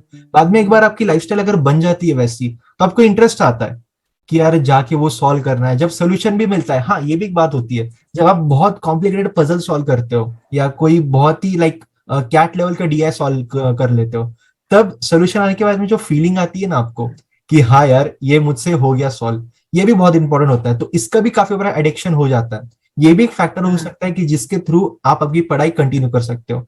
तो यही कहना चाहूंगा बिल्कुल कि सेल्फ बिल्कुल। डाउट होता है, सबको होता है, हमें भी आज भी होता है। आज भी अगर मैं आरबीआई और नाबार्ड के लिए प्रिपेयर कर रहा हूँ, इनफैक्ट लास्ट साल भी मैंने दिया था नाबार्ड, कुछ मतलब पॉइंट से नहीं हुआ मेरा, सेल्फ डाउट मुझे भी होता है। बट ठीक है, ये हर एक बंदे को होने वाला है, चाहे वो अल्फा मेल हो या ना हो, कोई भी हो, उसको ये होने ही वाला है। तो सेल्फ डाउट रहिए, सिर्फ लॉ ऑफ अट्रैक्शन की तरह ही है। खुद को थोड़ा सा पॉजिटिव बोलिए, तभी जाके पॉजिटिव वाइब्स आपको अट्रैक्ट करने वाली है। और उसके बाद में अननोइंगली सबकॉन्शियसली आप पॉजिटिव बंदे बन जाओगे। तो यही थी सेल्फ डाउट के बारे में। सर अगले, हाँ ये क्वेश्चन मैं आपको गारंटी देता हूँ कि 80 to 90% बंदों ने ये क्वेश्चन मुझे डेली पूछते हैं। सर मैंने क्वांट के बहुत वीडियोस देखे, कंसेप्ट समझ गया, पर सर सॉल्व नहीं होता है। जब आप वीडियो देखते हो ना, तब पता चल जाता है कि ये मुझसे हो जाएगा। बट जब मैं पेन पेपर लेके बैठता हूँ ना, with in a span of 5 to 10 minutes पूरा ब्लैंक हो जाता है। ऐसा क्यों? देखो यार, ऐसा होता है, बहुत बार होता है। ये एक क्वेश्चन देखने में बड़ा इजी लगता है, उसको हाँ। सोल्यूशन देखोगे तो भी लगेगा यार ये तो हो रहा है, ये तो ऐसे होना है, ऐसे होना है, ऐसे होना है। तो हम्म। एक दो बार देख के करने का ट्राई करो, ये कर सकते हो, ठीक है। हम्म। स्टार्टिंग में देख के करने का ट्राई करो, कुछ स्टेप्स क्या बोलते हो तुम्हें समझ में आएंगे ये स्टेप। लेकिन देख देख के करने का, उसको समझो भी ना कि ये चीज करी क्यों इसमें। केवल देख के ये मत हो जाओ कि हाँ ये हो गया, ये हो गया, ये हो गया। रटना नहीं है किसी भी चीज को। मैथ्स रटी रटी नहीं जाती, साफ बात है। कोई भी चीज रटनी नहीं है आपको। आपको देख के पीछे आना है कि अगर 2 into 2 4 है तो वो ऐसा क्यों है, इस इंटू का क्या मतलब है। मतलब ये बेसिक सा एग्जांपल दे रहा हूँ मैं, छोटा। समझ गए, मतलब समझने वाले हैं। कि हम्म। मतलब बीच की चीज को देखना है कि इसमें ऐसा क्या हुआ कि इसका आंसर ये आ गया, और ऐसा क्यों हुआ। क्योंकि बैंक में अगर आप देखो कि फॉर्मूलाज वाला सिस्टम नहीं है। नहीं है। फॉर्मूलाज वाला सिस्टम नहीं है कि जैसे आप कोई फॉर्मूला याद कर लोगे तो कि पूरा कैलकुलेटिव बेसिस है, और हम्म। कैलकुलेशन आपको समझनी पड़ेगी, कैलकुलेशन हो रही है और किस चीज की कैलकुलेशन क्यों हो रही है। अगर ये चीज यहाँ पे डिवाइड हुई तो ये डिवाइड क्यों हुई, मल्टीप्लाई हुई तो मल्टीप्लाई क्यों हुई। क्वेश्चन की लैंग्वेज को समझो। लैंग्वेज समझने का फिर वही एक बताऊंगा, अगर आप रीडिंग करते हो तो आप लैंग्वेज समझने में भी आपको इजी हो जाएगी। वो बहुत रीडिंग आपकी easy। केवल इंग्लिश में ही नहीं, मैथ्स रीजनिंग में भी हेल्प करने जी वाली है। जी जी। तो रीडिंग बहुत जरूरी है, इंटरव्यू में भी हेल्प करने वाली है। मतलब रीडिंग आपकी काफी जगह हेल्प करेगी। और वो बीच का स्टेप समझने का अपना एक आदत बना लो कि जब भी आंसर देखो तो केवल आखिरी का आंसर देखने के लिए मत करो, उसका सोल्यूशन देखो, सोल्यूशन देख के समझो कि सोल्यूशन में हो क्या रहा है आखिर। अगर आप, कभी कभी होता है यार कि एक क्वेश्चन देखने में इजी लगता है लेकिन उसका आंसर नहीं आता। कई बार होता है, कभी कभी क्या बहुत बार होता है। लेकिन अगर आप उसको देखोगे और काफी बार देखोगे, और क्वेश्चन कुछ कुछ टाइप के रिपीट होते रहते हैं। अगर आप बार बार जब देखते रहोगे और हर बार आपको कोई नई चीज पता चलेगी, अच्छा यहाँ पे तो ये हो रहा था, अच्छा यहाँ पे ऐसा भी होता है। हर बार नई नई चीज मालूम चलेगी तो आखिरी में आपका पूरा आपको समझ में आ जाएगा कि जी। ये क्यों हुआ। तो यही होता है सर, काफी बार एस्पिरेंट्स क्या करते हैं कि उन्हें फाइनल आंसर से बहुत ज्यादा लाइक अटैचमेंट होती है। फाइनल आंसर देख लेते हैं, चलो हो गया। बट मैं भी ये सजेस्ट करूंगा कि आप कंसेप्ट के ऊपर ध्यान दीजिए। कंसेप्ट बहुत ज्यादा इंपॉर्टेंट है। आप कोई भी लाइक टॉपिक अगर आप स्टार्ट करते हो पढ़ाई, आप उसके क्वेश्चन सॉल्व करने में कोई भी गड़बड़ मत कीजिए, कोई भी जल्दी मत कीजिए। आराम से आप कंसेप्ट समझ लो, 2 दिन लगने दो, कोई बात नहीं। क्योंकि मेंस में सर आपको भी पता है, सब सिर्फ और सिर्फ कंसेप्ट ही यूज आती है। कैलकुलेशन आपकी स्लो भी रहे तभी चलेगा, मेंस में कंसेप्ट ही खेल खेल करने वाला है। तो आराम से कंसेप्ट कीजिए, अप्रोच भी देखिए, जो स्टेप्स जो होते हैं कि यार ये कौन से स्टेप्स यूज किए, ये क्यों किए, उसके पीछे का लॉजिक क्या है। थोड़ा सा नंबर के साथ खेलने की भी कोशिश कीजिए, थोड़ा थोड़ा आप अगर करते हो तो आपको और थोड़ा सा अच्छा बेटर अंडरस्टैंडिंग होने वाली है। तो ये रही, अगर आपको सॉल्व नहीं होता, आराम से बैठिए, शांत दिमाग से पूरा वीडियो देखिए, समझ लो, बाद में सॉल्व करो। आप जल्दी मत करना क्वेश्चन सॉल्व करने की। तो ये था आंसर उसके लिए। सर एक लास्ट क्वेश्चन है, लास्ट नहीं काफी क्वेश्चन है और चार पांच। एक ये इम्पोर्टेंट क्वेश्चन है कि बहुत सारे बंदे अगर जो सक्सेसफुल हो जाते हैं, मैं नाम नहीं लूंगा किसी का, बट यूट्यूब पर बहुत चैनल्स है जो कहते हैं कि यार मैंने एक दिन में 10 घंटे पढ़ाई की, मैंने 12 घंटे पढ़ाई की, या मैंने पूरे पूरे दिन में करता था, सुबह 5 बजे से लेकर रात को 10 बजे तक। ऐसे प्रैक्टिकली आपने किया था क्या? नहीं देखो, मैं तो बताता रहता हूँ, मैंने यार मैक्सिमम टू मैक्सिमम 6 आवर्स या एग्जैक्ट 7 आवर्स, भी एग्जैक्टली। ज्यादा हो गया हो तो। जी। क्योंकि अब मेरा मन मानना ये था कि मेरे को केवल पढ़ाई ही नहीं करनी, मुझे और भी चीजें करनी है। क्योंकि हम्म। बाद में मेरे को ही कहीं वो ना हो कि मैंने अपनी पूरी जवानी पढ़ाई में ही गुजार दी और जी। मैंने कुछ किया ही नहीं। हो सकता है लोग करते हो 10-10 12-12 घंटे पढ़ाई, मैं उस चीज पे डाउट नहीं करूंगा किसी की, अगर कोई बोल रहा है तो हो सकता है उसने करा हो। कुछ लोग बोस्ट करने के लिए बोलते हैं, फ्लेक्स करने के लिए, लेकिन कुछ लोग क्या पता करते भी हो, तो उस चीज पे मैं डाउट नहीं करूंगा, क्या पता किसी ने करी हो। लेकिन मैंने नहीं करी थी और मैं किसी को रिकमेंड भी नहीं करता हूँ ये चीज, क्योंकि यार कहाँ तुम दिन भर पढ़ते ही रहोगे क्या? इस ऐसा नहीं होता, मतलब और भी चीजें हैं लाइफ में, बहुत सी चीजें हैं पढ़ाई से हटके भी। जी। और आखिरी में तुम्हें मालूम चलेगा कि केवल जॉब एक मतलब, ये एक मैंने वीडियो देखी थी, उसमें बताता है बंदा, मैं नाम नहीं लूंगा, ठीक है, हम्म। वो कहता है कि आपका करियर एक पार्ट है जीवन के युद्ध का, लेकिन जी। बहुत इंपॉर्टेंट पार्ट है, लेकिन पूरा युद्ध वो ही नहीं है। इंपॉर्टेंट युद्ध है लेकिन पूरा युद्ध वो ही नहीं है। तो उसको उतना ही टाइम दो ना, 6 घंटे में वो युद्ध जीता जा सकता है, लेकिन अगर तुम पूरी जिंदगी उसी में लगा दोगे तो इतना युद्ध तो तुम जीत जाओगे, इतना युद्ध तो तुम हार जाओगे। हार जाओगे। तो एग्जैक्टली। इस युद्ध को इतना ही टाइम दो, जी। और जितना जितना हर चीज को बराबर टाइम दो, फिर अपने घूमो फिरो, तुम्हें जिस चीज का शौक है, तुम्हें जिम का शौक है जिम करो, कुछ को म्यूजिक का शौक होता है म्यूजिक करो, अपने शौक भी पूरे करो, गेम खेलो। मैं अपना पर्सनल शौक बताऊं, मैं गेम बहुत खेलता था, मैं ओके। बहुत गेम खेलता था। पबजी वगैरह नहीं खेला मैंने, मैं थोड़े शूटिंग के गेम नहीं खेलता, लेकिन मैं क्या बोलते हैं टेकन, स्मैकडाउन, अच्छा। ये गेम बहुत खेलता था। ओके। हाँ। तो सर यही बात है, लाइक मुझे भी बहुत। आजकल मैं गॉड ऑफ वार खेल रहा हूँ। अच्छा, हाँ देखा मैंने पीएस पर। हम्म। हाँ, आजकल मैं गॉड ऑफ वार खेला, स्पाइडरमैन खेल रहा हूँ। ओके। प्ले मैं स्टेशन गेम्स में बहुत हमारा। खेलता हूँ, तो मतलब यही है कि मतलब मैं सोचता हूँ कि अरे रुक जाए, हाँ, बीच बीच में बोल रहा है। होता है। हाँ, परेशान कर रहा हूँ। मैं कह रहा हूँ कि केवल उस चीज पे ही फोकस मत करो। आपकी मतलब पढ़ाई इंपॉर्टेंट, बहुत इंपॉर्टेंट है, आपको करियर बनाना जिंदगी में बहुत इंपॉर्टेंट है, लेकिन सिर्फ करियर के लिए ही घुस जाना वो भी चीज जरूरी नहीं है। जैसे आपने वो एक्सपीरियंस मूवी देखी होगी ना, संदीप भैया, वो हम्म। अपनी वाइफ को वो कर देते हैं, मतलब जो उनकी छोड़ शादी दो। होने वाली होती है उसको नेग्लेक्ट कर देते हैं, तो आखिरी जी। में पछताते हैं ना वो काफी रियल बताया है। हम्म। मतलब कि आखिरी में फिर इंसान पछताता है कि मैंने इन चीजों को कभी वो नहीं दिया इम्पोर्टेंस नहीं जितना दिया। इंपॉर्टेंस मुझे देना चाहिए था। तो जी। हर चीज को बराबरी का इंपॉर्टेंस हो, पढ़ाई बहुत इंपॉर्टेंट है, आपका करियर बहुत इंपॉर्टेंट है, उसे सेट करना बहुत इंपॉर्टेंट है, लेकिन साथ में और चीजें भी बहुत जरूरी है, आपके मेंटल वेलबींग भी बहुत जरूरी है। जी। आपका जिंदगी का मकसद क्या है कि आप खुश रहो। आप 10-12 घंटे बैठे रहोगे तो आप खुश हो गया? बिल्कुल। सोचो। सर यही होता है, लाइक बहुत सारे बंदे यही करते हैं कि सर मुझे इतना करना है, मेरा लाइक मुझे इमेजेस भी बहुत आते हैं कि सर मैंने ये लाइक मेरा स्केड्यूल है दिन का, और मैं मंडे से सैटरडे तक ये करूंगा, और जो संडे संडे को सिर्फ मैं मतलब 2 या 3 बजे तक पढ़ाई करूंगा, ऐसे वैसे। बट मैं ये कहना चाहूंगा कि देखिए, अगर आप खुद के बॉडी को ओवरड्यू करते हो तो आप बर्नआउट होने वाले हो। तो इससे बेटर है कि आप आपकी पर्सनल लाइफ और आपको जो एजुकेशन लाइफ है उसको बैलेंस करिए। 6 7 7 घंटे ठीक है पढ़ाई के लिए, 7 घंटे के ऊपर होगा भी नहीं, क्योंकि देखिए आपका फोकस ही लगने नहीं वाला है। अब मैं तो अगर आप बोलता हूँ कि हंड्रेड घंटे परसेंट। गिनो ही मत, जी। आपने टारगेट्स देखो उस हिसाब से हाँ। करो। हाँ मतलब टारगेट्स भी वैसे ही सेट कीजिए कि जो 6 8 घंटे में हो जाएगा। हाँ, ऐसे भी नहीं कि तुम पूरी बुक एक ही दिन में नहीं खत्म नहीं करनी। नहीं नहीं नहीं, होगा ही नहीं। और देखो, आप लंबी रेस के घोड़े हो, आपको साल भर हम्म। पढ़ाई करनी है, बहुत सारे एग्जाम्स निकालने हैं। अगर आप ऐसे हम्म। बहुत ज्यादा स्ट्रेस डालोगे खुद के ऊपर, तो आप मेंटली भी काफी ज्यादा बर्नआउट होने वाले हो, फिजिकल तो होने ही वाले हो।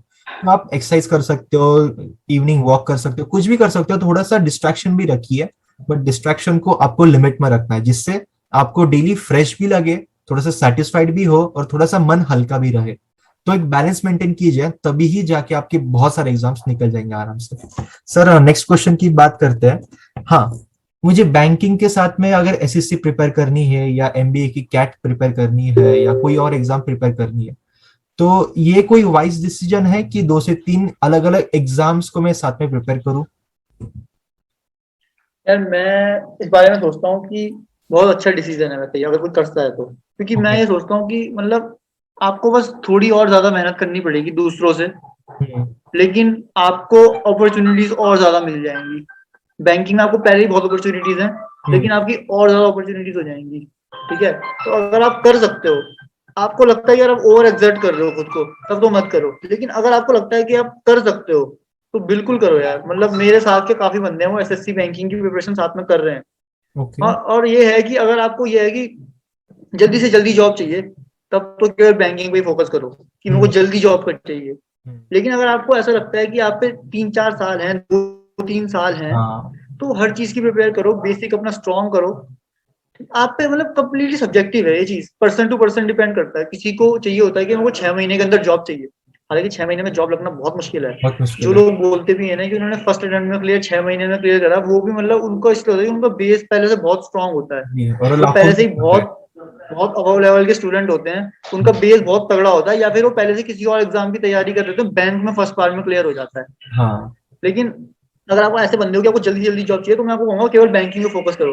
लेकिन अगर तुम ऐसे बंदे हो कि जिसको लगता है कि अभी 2-3 साल है, अभी मैं कॉलेज में आया ही हूँ, हम्म। अभी जब मेरे को काफी फर्स्ट फर्स्ट ईयर के काफी बच्चे होते हैं, वो बोलते हैं कि मैं फर्स्ट ईयर में हूँ या मैं 12th पास कर चुका हूँ, अभी से तैयारी कर लूँ। तो मैं उन्हें यही सजेस्ट करता हूँ कि तुम हर चीज की तैयारी कर सकते हो फिर तो, अगर हम्म। तुम पे टाइम ज्यादा है। अगर तुम्हें लगता है कि टाइम कम है, लिमिटेड टाइम है, तो फिर एक चीज को पकड़ो, उस पर तैयारी करो। ओके। तो यही बात है, जैसे कि आपका जो आंसर का फर्स्ट सेंटेंस था वो बहुत इंपॉर्टेंट है, कि अगर आप कर सकते हो तो करो, कंडीशंस अप्लाई। देखो, काफी बंदे हैं ना एसएससी साथ में करते हैं, बैंकिंग साथ में करते हैं, पर 100% यहाँ भी देते नहीं, यहाँ भी देते नहीं है।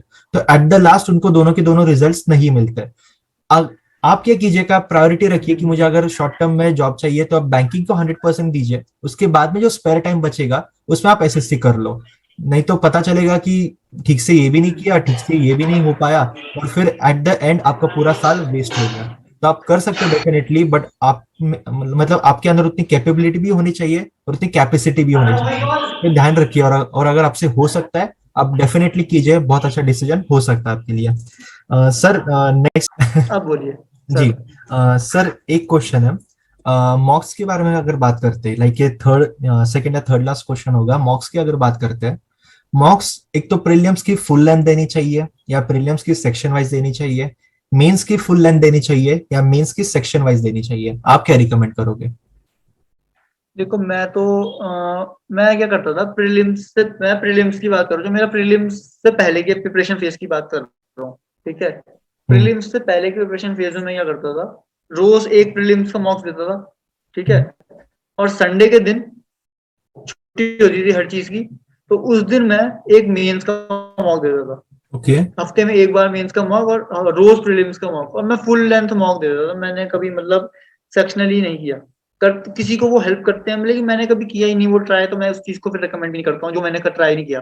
हाँ, कभी कभी मैं करता था, जैसे कुछ कुछ एप्स हैं उनमें क्वेश्चन आते हैं कि 10 मिनट में इतने क्वेश्चन करो, तो हम्म। वो करे हैं मैंने। लेकिन ज्यादातर मैं फुल लेंथ मॉक ही देता था। मेंस का मॉक मैं हफ्ते में एक बार देता था, और प्रीलिम्स का मॉक रोज देता था। लेकिन जब मेरा प्रीलिम्स क्लियर हो जाता था, उसके बाद से मैं हर दिन मेंस का मॉक देता था। अब मेरा ये था कि मैं सुबह, मेरे को रात को बहुत जल्दी नींद आती थी, मतलब मैं 10 बजे सो जाता था, लेकिन मैं फिर सुबह 4 बजे उठ जाता था ओके। पढ़ाई करने के लिए। 4 बजे उठ के सबसे पहले मैं मेंस का मॉक देता था। ओके। सबसे पहले एक मेंस का मॉक देता था 3 घंटे का। और उसको एनालाइज ये था कि जैसे मेरे को लगता था मैं और भी चीजें होती थी, तो पूरा एनालाइज तो ढंग से हो नहीं पाता था, मैं उसके बाद सोल्यूशन देख लेता था ये कैसे हो रही है, सोल्यूशन फिर मेरे को अच्छा। दोबारा करने का टाइम नहीं लगता। जब मैं हम्म। हफ्ते में एक बार देता था, तब तो मैं कर लेता था ढंग से एनालाइज। ओके। लेकिन जैसे अब प्री हो गया, मेंस है, तो उसके बाद मैं ज्यादा एनालाइज करने का टाइम नहीं है, और जीके वगैरह भी देखनी है, तो मैं वो मोटा मोटा ऊपर ऊपर से उसके सोल्यूशन देख लेता था कि कैसे हो रहे हैं, समझ के पूरे कि सोल्यूशन ऐसा क्यों हुआ, ऐसा क्यों हुआ। ओके। ये मेरा अप्रोच रहता था मॉक्स सर पे। ये तो ठीक है, लाइक मैंने भी कभी वो जो सेक्शन वाइज मॉक्स होते हैं तो वो तो मैंने कभी दिया नहीं, क्योंकि मुझे ऐसे लगता था कि अगर एक मॉक देनी है तो मैं एक दे दूंगा, 3 सेक्शन का अलग अलग दे के मैं खुद का बर्डन क्यों बढ़ाऊं। और और एक रीजन सर ये था कि मुझे ऐसे लगता था कि अगर आप एक कोई भी सेक्शन दे रहे हो तो आप उसको ज्यादा इंपॉर्टेंस देते हो as compare to the rest of 2 sections. तो लाइक हम्म अगर मैं इंग्लिश में अच्छा हूं तो मैं सिर्फ इंग्लिश का ही मॉक दूंगा, तो फिर अगर मैं नेग्लेक्ट हम्म कर रहा हूँ क्वांट और लॉजिक को तो कहीं ना कहीं मैं खुद को हैम्पर करने वाला हूँ। तो मेरा ये भी एक था थॉट प्रोसेस कि अगर देनी है तो फुल लेंथ ही देनी है, चाहे परसेंटाइल कम आ जाए। अच्छा, एक और बात है, आपके मुझे बहुत सारे बंदे पूछते हैं कि आपका स्कोर कितना आता था स्टार्टिंग में, सर लास्ट में कितना आता था। देखो, सबका स्टार्टिंग में बहुत कम आता है, कभी कभी शर्म भी आती है बोलने के लिए, बट सच हम्म में बहुत कम आता था। आप पर्सनल की बात करते हो, 10 20 30% से स्टार्ट किया है हमने। हम भी आपकी ही तरह थे, काफी वीक थे, पता नहीं था क्या करना है, ठीक से अप्रोच नहीं मिलती थी। ऐसे सबके साथ होता है, बट बात सिर्फ ये होती है कि सक्सेसफुल वही होता है या बैंक एग्जाम उसकी निकलती है जो कंटिन्यूटी रखता है। आप पढ़ाई कीजिए कीजिए, कंटिन्यू करना है। आप अगर बीच में ब्रेक लेते हो, आप फेडअप हो जाते हो, तो आप अननोइंगली कंपटीशन से बाहर होने वाले हो। आप कंटिन्यू रखिए पढ़ाई। परसेंटाइल सबके कम ही होते हैं, इवेंचुअली बढ़ते हैं। एनालिसिस कीजिए ठीक से, जो कि मैंने बहुत बार मेरे ग्रुप पर भी कहा है, एनालिसिस की करना है बहुत अच्छे से।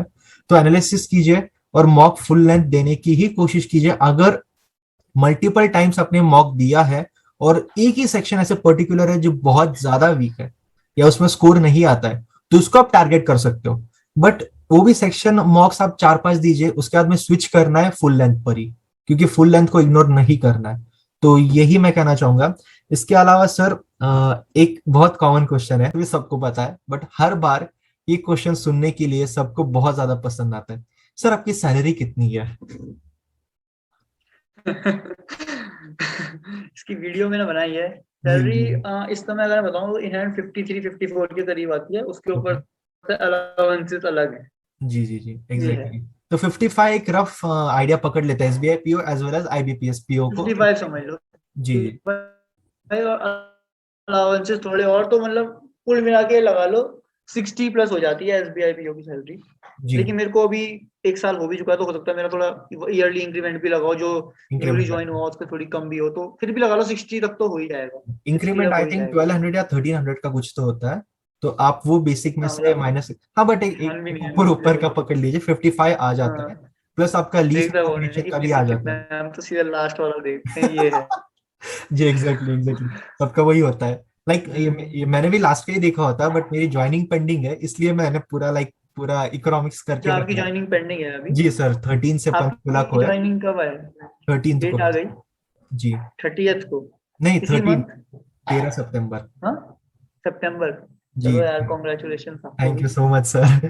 देखते हैं कैसे होती है करियर, क्या होता है। अच्छा हाँ, ये भी एक है। सर मुझे ये बताइए, काफी एस्पिरेंट्स पूछते हैं कि बैंकिंग प्राइवेटाइज होने वाली है, या इंडिया में सिर्फ 2 से 3 बैंक ही बड़े बचने वाले हैं, बाकी सब प्राइवेटाइज करने वाले, डिसइन्वेस्टमेंट होने वाली है, तो हमारी जॉब्स खतरे में हो हम्म सकती है, या हमें सेल्स टारगेट्स आ सकते हैं काफी ज्यादा, या हमें काफी ज्यादा वर्क हम्म। प्रेशर आ सकता है। तो इसके बारे में आप क्या कहना चाहोगे? देखो यार, एक तरीके से अगर प्राइवेटाइजेशन को, केवल प्राइवेटाइजेशन को देखे ना, तो ये कस्टमर्स के उस पर करा जा रहा है, क्योंकि हम्म। ज्यादातर चीजें कस्टमर्स के लिए करी जाती हैं। एम्प्लॉयज पे कोई ध्यान नहीं देता। वो जी। सही बात है। ठीक है। तो यार कुल मिला के यही कहूंगा कि जो चीज हाथ में नहीं है उस चीज के बारे में मत सोचो। हाँ। अगर पहले जॉब ले लो, ठीक है, उसके बाद कई चीजें होती है लाइफ में, जरूरी नहीं है कि जो चीज तुमको अभी पसंद है आगे चल के वो पसंद रहेगी जिंदगी भर। तुमको अभी वो चीज पसंद है, हो हम्म। सकता है कुछ टाइम बाद तुम्हारी चॉइस चेंज हो जाए, तो तुम जॉब ज्वाइन तो करो, उसके बाद छोड़ देना अगर कोई दिक्कत, जी कुछ प्रॉब्लम नहीं है उस चीज में। तुम जी अपने 2 3 साल लग के वो करना, मेहनत करना, अपना पैसा सेव कर लेना, और किसी और चीज में ज्वाइन कर लेना, या तुम बैंक में अच्छी ये भी होती है, तुम आईटी में भी स्विच कर सकते हो। मेरी जो हम्म। एक खुद की मैम है वो कह रही थी तुम आईटी में भी स्विच कर सकते हो, तुम्हें सैलरी बहुत ज्यादा मिल जाएगी, मतलब डबल ट्रिपल सैलरी मिल सकती है अगर केवल पैसा आपका मोटिवेशन है। अगर आप बाद में बैंक से किसी और कंपनी में स्विच करें तो काफी बढ़िया अपॉर्चुनिटी है, काम करना पड़ेगा। ये है। ये तो तुम भूल जाओ यार आज की डेट में कि वर्क प्रेशर की प्राइवेटाइजेशन हो गया तो बहुत होगा, सरकारी में कम है क्या? यार एसबीआई में आपको बताऊं, बहुत वर्क प्रेशर है। पर हम्म। प्रेशर में ये नहीं कहूंगा कि बहुत पीछे पड़ जाते हैं, लेकिन ये है कि यार काम करवाते हैं। वो ये है कि पैसा दे रहे हैं तो काम करवाएंगे ही करवाएंगे, संडे को भी बुला लेंगे। और सर ये एक मनी देंगे इल्यूजन संडे था को काफी, आने, या एक ये एक मिथ भी है कि गवर्नमेंट लेकिन जॉब। बुला लेंगे। तो कभी जी। कभी लगता है कि यार, कि लगता है यार, अब कुल मिला के देखो ना तो बहुत कम जॉब्स बची हैं जिसमें टेंशन नहीं है। बहुत ही कम जॉब्स होंगी, गिनी चुनी जॉब। जी जी ठीक जी। है, लेकिन अब उस चीज के चक्कर में कौन बैठे? कि मेरे को वही जॉब मिल जाए बस। जैसे कोई एसएससी की बात करता है कि एसएससी की जॉब्स बहुत चिल जॉब होती है जैसे कि बोला जाता है, लेकिन एसएससी का फिर दूसरी चीज तो देखो कि ज्वाइनिंग में 3 साल लग जाते हैं। हम्म। तो हर एक अगर जॉब तुम की वो लाइक। मैनेज कर सकते हो, अगर तुम मैनेज कर सकते हो फिर वो ही होता है, पर्सनल चॉइस है। अगर हाँ आप मैनेज कर सकते हो तो बिल्कुल करो, कोई दिक्कत नहीं है। लेकिन जी। हमारा सीन ये था कि हमको जॉब चाहिए थी यार, तो हमको तो जो मिलेगी हम करेंगे। अब बाद में ये है कि हमको लगेगा कि अब मन भर गया, तो मन भर गया तो छोड़ देंगे भाई, दिक्कत थोड़ी हाँ है इस वो चीज तो की। है। अगर मन भरेगा तो हम छोड़ देंगे, कोई दिक्कत नहीं है उसमें, हम किसी और चीज में चले जाएंगे, क्योंकि इंसान ऐसा ही होता है भाई। हमारी शादी कोई हो रही है बैंक के साथ कि हमको बैंक, हम क्या बोलते हैं, छोड़ के नहीं जा सकते बैंक को। एग्जैक्टली। और सर हमारी ये यही मर्जी। बात होती है, देखिए सेल्स प्रेशर या वर्क प्रेशर तो हर जगह पर होने वाला है। अगर आप लाइक आपको सैलरी अगर 50,000 मिलती भी, और फिफ्टी दूसरी बात थाउजेंड मिलती है। बताऊं, सेल्स करने के लिए जब तक आप पीओ हैं, हम्म, जब तक आप पीओ हैं तब तक डायरेक्टली आप पे कोई प्रेशर नहीं आने वाला। जब तक आप पीओ, पीओ 2 साल तो मान लो कि तुम मतलब प्रेशर नहीं आएगा। हाँ, तुम्हारा मैनेजर तुमको ज्यादा रुक बैठने के लिए बोल सकता है ऑफिस में कि हम्म, बैठो मेरे साथ, बैठो मेरे साथ काम करवाओ, लेकिन डायरेक्टली तुमको तुम्हारा रीजन हेड कॉल नहीं करेगा कि तुमको ये चीज करनी है। ज्यादा से ज्यादा हम्म, वो रजिस्टर डिजिटल बैंकिंग रजिस्ट्रेशन के लिए कह सकते हैं, इन चीजों के लिए कह सकते हैं। हम्म, उसके लिए भी क्या बोलते हैं, जवाबदेही मैनेजर ही होता है। तुमको डायरेक्टली अच्छा, कोई कुछ नहीं बोलेगा, तुमको बस अपने मैनेजर को रिपोर्ट करना है। तुम पे डायरेक्टली कोई प्रेशर नहीं है सेल्स का, तुम पे कोई प्रेशर नहीं है, तुम्हारे मैनेजर पे प्रेशर है। वो अपना प्रेशर थोड़ा बहुत तुम्हें वो कर देता है कि हम्म, तुम भी हेल्प कर लो। तो ये समझ लो कि प्रोबेशन पीरियड में तो तुम एक तरीके से एंजॉय करोगे, हनीमून पीरियड कहते हैं प्रोबेशन पीरियड को, जिसमें एग्जैक्टली। इंसान एंजॉय करता है। मेरा तो होने वाला है खत्म जनवरी में, कंफर्मेशन है। फिर देखते हैं क्या होता है उसके बाद, कितना प्रेशर पड़ता है वो भी शेयर कर देंगे, क्या दिक्कत है। यही बात तो होती है, सेल्स टारगेट यही है हर यार, जगह एज पर अ है। पीयू इतना कोई प्रेशर नहीं पड़ने वाला, बस टाइमिंग का थोड़ा होगा। टाइमिंग सर प्राइवेट में भी तो वही हालत है, अगर आज के टाइम में देखते हैं हर कोई जॉब ऐसी है जहां अगर आपको कोई लाइक अमाउंट मिलती है, 50,000 मिलती है, तो एटलीस्ट 60, 70, 80,000 का काम आपसे करके लेती ही है कंपनी। तो हर जगह पर है। अगर आप प्राइवेट में जाते हो और एज अ स्टार्ट अगर आपको 50,000 स्टार्ट में मिलता है आपके करियर के स्टार्ट में, तो बहुत हेल्दी अमाउंट है, बहुत अच्छी अमाउंट है। तो मैं यही रिकमेंड करूंगा अभी की सोचिए। बाद में 2-3 साल के बाद में आप खुद भी गेस नहीं कर सकते हो कि आप कहाँ पर जाने वाले हो। कोई आर्टिस्ट बन सकता है, कोई फ्रीलांसर बन सकता है, कोई कुछ भी कर सकता है। तो अभी के देखिए, अभी एम्प्लॉयमेंट लीजिए। बाद में जैसे आपके पास पैसे आ जाएंगे, आप इंडिपेंडेंट भी हो जाओगे, तब आप एक्सप्लोर कर सकते हो। या बैंकिंग के साथ भी आप एसएससी की भी तैयारी कर सकते हो, क्योंकि एसएससी ऐसे भी प्रोसेस हाँ, काफी मेरे स्लो तो है। मेरे साथ के फ्रेंड्स काफी चीजों की तैयारी जी कर जी रहे हैं।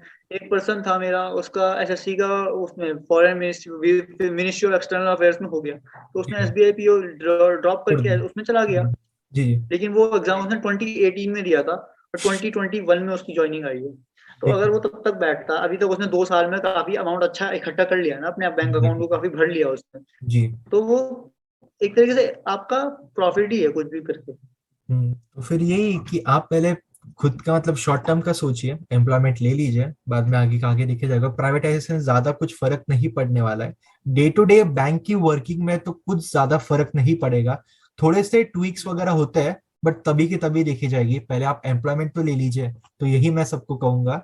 और वो तो जी है। यही था आज का interview. Thank you so much sir मिलने के लिए, लाइक हमसे जुड़ने के लिए। मेरा भी खुद का एक चैनल है, एक थैंक यू सर, छोटा सा थैंक यू लाइक मुझे बुलाने यूट्यूब के का, लिए। तो लाइक बहुत ही छोटा चैनल है मेरा। हाँ, टेलीग्राम का एक ग्रुप है जहाँ पर मैं 1-to-1 डिस्कस करता हूँ हर एक बंदे से।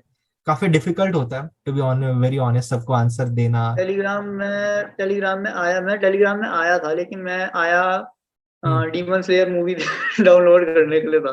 तो वो मैंने डाउनलोड करी, फिर मैंने टेलीग्राम भी बंद कर दिया। अच्छा। वो है मेरे पे डाउनलोडेड है, लेकिन मैं टेलीग्राम चेक भी नहीं करता हूँ। मुझसे काफी लोग पूछते रहते हैं कि आपका टेलीग्राम चैनल है, लेकिन हम्म, यार मेरे को लगता है कि मेरे पे अभी कोई मतलब, या तो मेरे पे अगर मैं स्टडी मटेरियल प्रोवाइड करवा सकता हूँ तो फायदा भी है लोगों को। हम्म, मैं कहाँ से प्रोवाइड करवाऊंगा, मैं ये सोचता हूँ, क्योंकि मटेरियल के लिए प्रोक्योर करने के लिए पहले मेरे को उसके लिए खुद उसमें टाइम इन्वेस्ट करना पड़ेगा। और सच बताऊं, मेरे पे इतना टाइम रहता नहीं है। मैं यूट्यूब पे वीडियोस भी बना रहा हूँ, तो वो भी मतलब काफी दिक्कत कह होती है। सकते हैं कि काफी मुश्किल से टाइम मिलता है मुझे। इतना टाइम हमारे पास रहता नहीं है। एज अ बैंकर जब आप ज्वाइन करेंगे, आप भी अभी कुछ टाइम में ज्वाइन करेंगे, आपको भी थोड़ा। आपको सर कौन से बैंक की ज्वाइनिंग आई है वैसे? Punjab national bank. अरे वाह, अरे एक सर। ही मतलब एसबीआई के बाद वही है, पंजाब हाँ नेशनल वही बैंक ही सर, सबसे बड़ा है। सेकंड बिगेस्ट उसमें भी बैंक। आपको पता चल ही जाएगा तो मतलब ये है कि बैंक में टाइम में की थोड़ी प्रॉब्लम होती है, लेकिन एज अ पीओ आपको डायरेक्टली कोई प्रेशर नहीं पड़ने वाला, तो उस चीज की टेंशन तो लो मत की। और प्राइवेटाइजेशन हो गया तो देखी जाएगी भाई, कल किसने देखा है, कल कुछ भी हो सकता है। हाँ फिलहाल आपको जॉब लेने पे फोकस करना है कि मेरे को जॉब मिल जाए। कल अगर बैंक प्राइवेट हो जाता है तो ठीक है, आपकी अपॉर्चुनिटीज बहुत ज्यादा खुल जाएंगी आपको। सबसे मेन बात है, आपके रेज्यूम में एक जॉब ऐड हो गई कि आपने जॉब करी है, एडवांटेज मिल जाता वो है। भी आपके और रेज्यूम जब में ऐड हो प्राइवेटाइज जाएगी और जब आप काफी चीजें और कर सकते हैं। जी, और प्राइवेटाइज जब होगी तब का तब, मतलब ऐसा भी नहीं कि अगले 6 महीनों में होने वाली है या 1 साल में होने वाली है, उसे और 5 से 10 साल भी लग सकते हैं, और यू नेवर नो। प्राइवेट में तो सैलरी, और प्राइवेट में अगर तो अगर आपका मनी मोटिवेशन है, प्राइवेट में सैलरी ज्यादा होती है आगे चल के, जी आगे चल के हाँ, ज्यादा हो आगे जाती है। चल के अगर आप हायर मैनेजमेंट में जाते हो, अगर आपका सीवी उतना स्ट्रांग हम्म। बनता है तो। But as a starting point banking काफी अच्छा है। तो यही था। लाइक अगर वो मैं मेरे सही है। जी टेलीग्राम की बात करता हूँ, टेलीग्राम का मेरा भी खुद का ग्रुप है, मेरे ही नाम से है। तो वहां पर भी मैं स्टडी मटेरियल हम्म। करता हूँ काफी, मतलब जो भी मुझसे हो सकता है, आपको ही पता है कॉपीराइट के थोड़े से इश्यूज आते हम्म। हैं। तो जो भी हो सकता है वो मैं प्रोवाइड करता हूँ, हाँ, हम उसके खुद ही अलावा स्टूडेंट्स थे तो हम कैसे गए। जी हाँ वो भी है। और लाइक मुझे भी टाइम मिलता है, जब भी टाइम मिलता है मैं 1 to 1 सबसे कन्वर्स करता हूँ ग्रुप के ऊपर। काफी बहुत सारे बंदे होते हैं कि सर प्लीज मुझे पर्सनल मैसेज कीजिए, मुझे कुछ बात आपसे करनी है पर्सनल, तो उनसे भी बात कर लेता हूँ। तो बस बात यही कि जब तक हमसे हो सकेगा हम गाइड करने वाले हैं। जब काफी एक्सटर्नल सिचुएशंस आ जाते हैं, जैसे आप कह रहे हो कि बैंक की ज्वाइनिंग के बाद में तो राम भरोसे, तो देखते हैं तभी का तभी देखा जाएगा। यही अप्रोच आपकी भी होनी बाकी चाहिए। ये है ना, आप एक एक्सटर्नल चीज से केवल एक पंप लो। मैं एस्पिरेंट्स को यही कहना चाहूंगा, हम्म। एक्सटर्नल चीज से एक पुश की तरह यूज करो। उसको बिल्कुल वो ही मत बना लो कि ये कुछ बताएगा तो ही मैं करूंगा। ठीक हाँ है, ये भी है। उसको एक गाइडलाइन की तरह यूज कर सकते हो कि हाँ इन्होंने ऐसे किया था, हम्म। इनका मैप ये है। उसमें फिर हम्म। अपनी चीज देखो कि हाँ मैं कहाँ कहाँ फिट कर सकता हूँ जी चीजों को। जी। तो यही होता तो है यही कि मेरा एक ऐसे चीज रफ है। प्लान आप ले सकते हो आपकी खुद के अप्रोच के लिए। बट उसको ही फाइनल प्लान मत कीजिए, क्योंकि वन साइज फिट ऑल ऐसे नहीं होता है। सबके लिए अपना अपना अलग अलग हो सकता है, थोड़ा सा अल्टर कीजिए।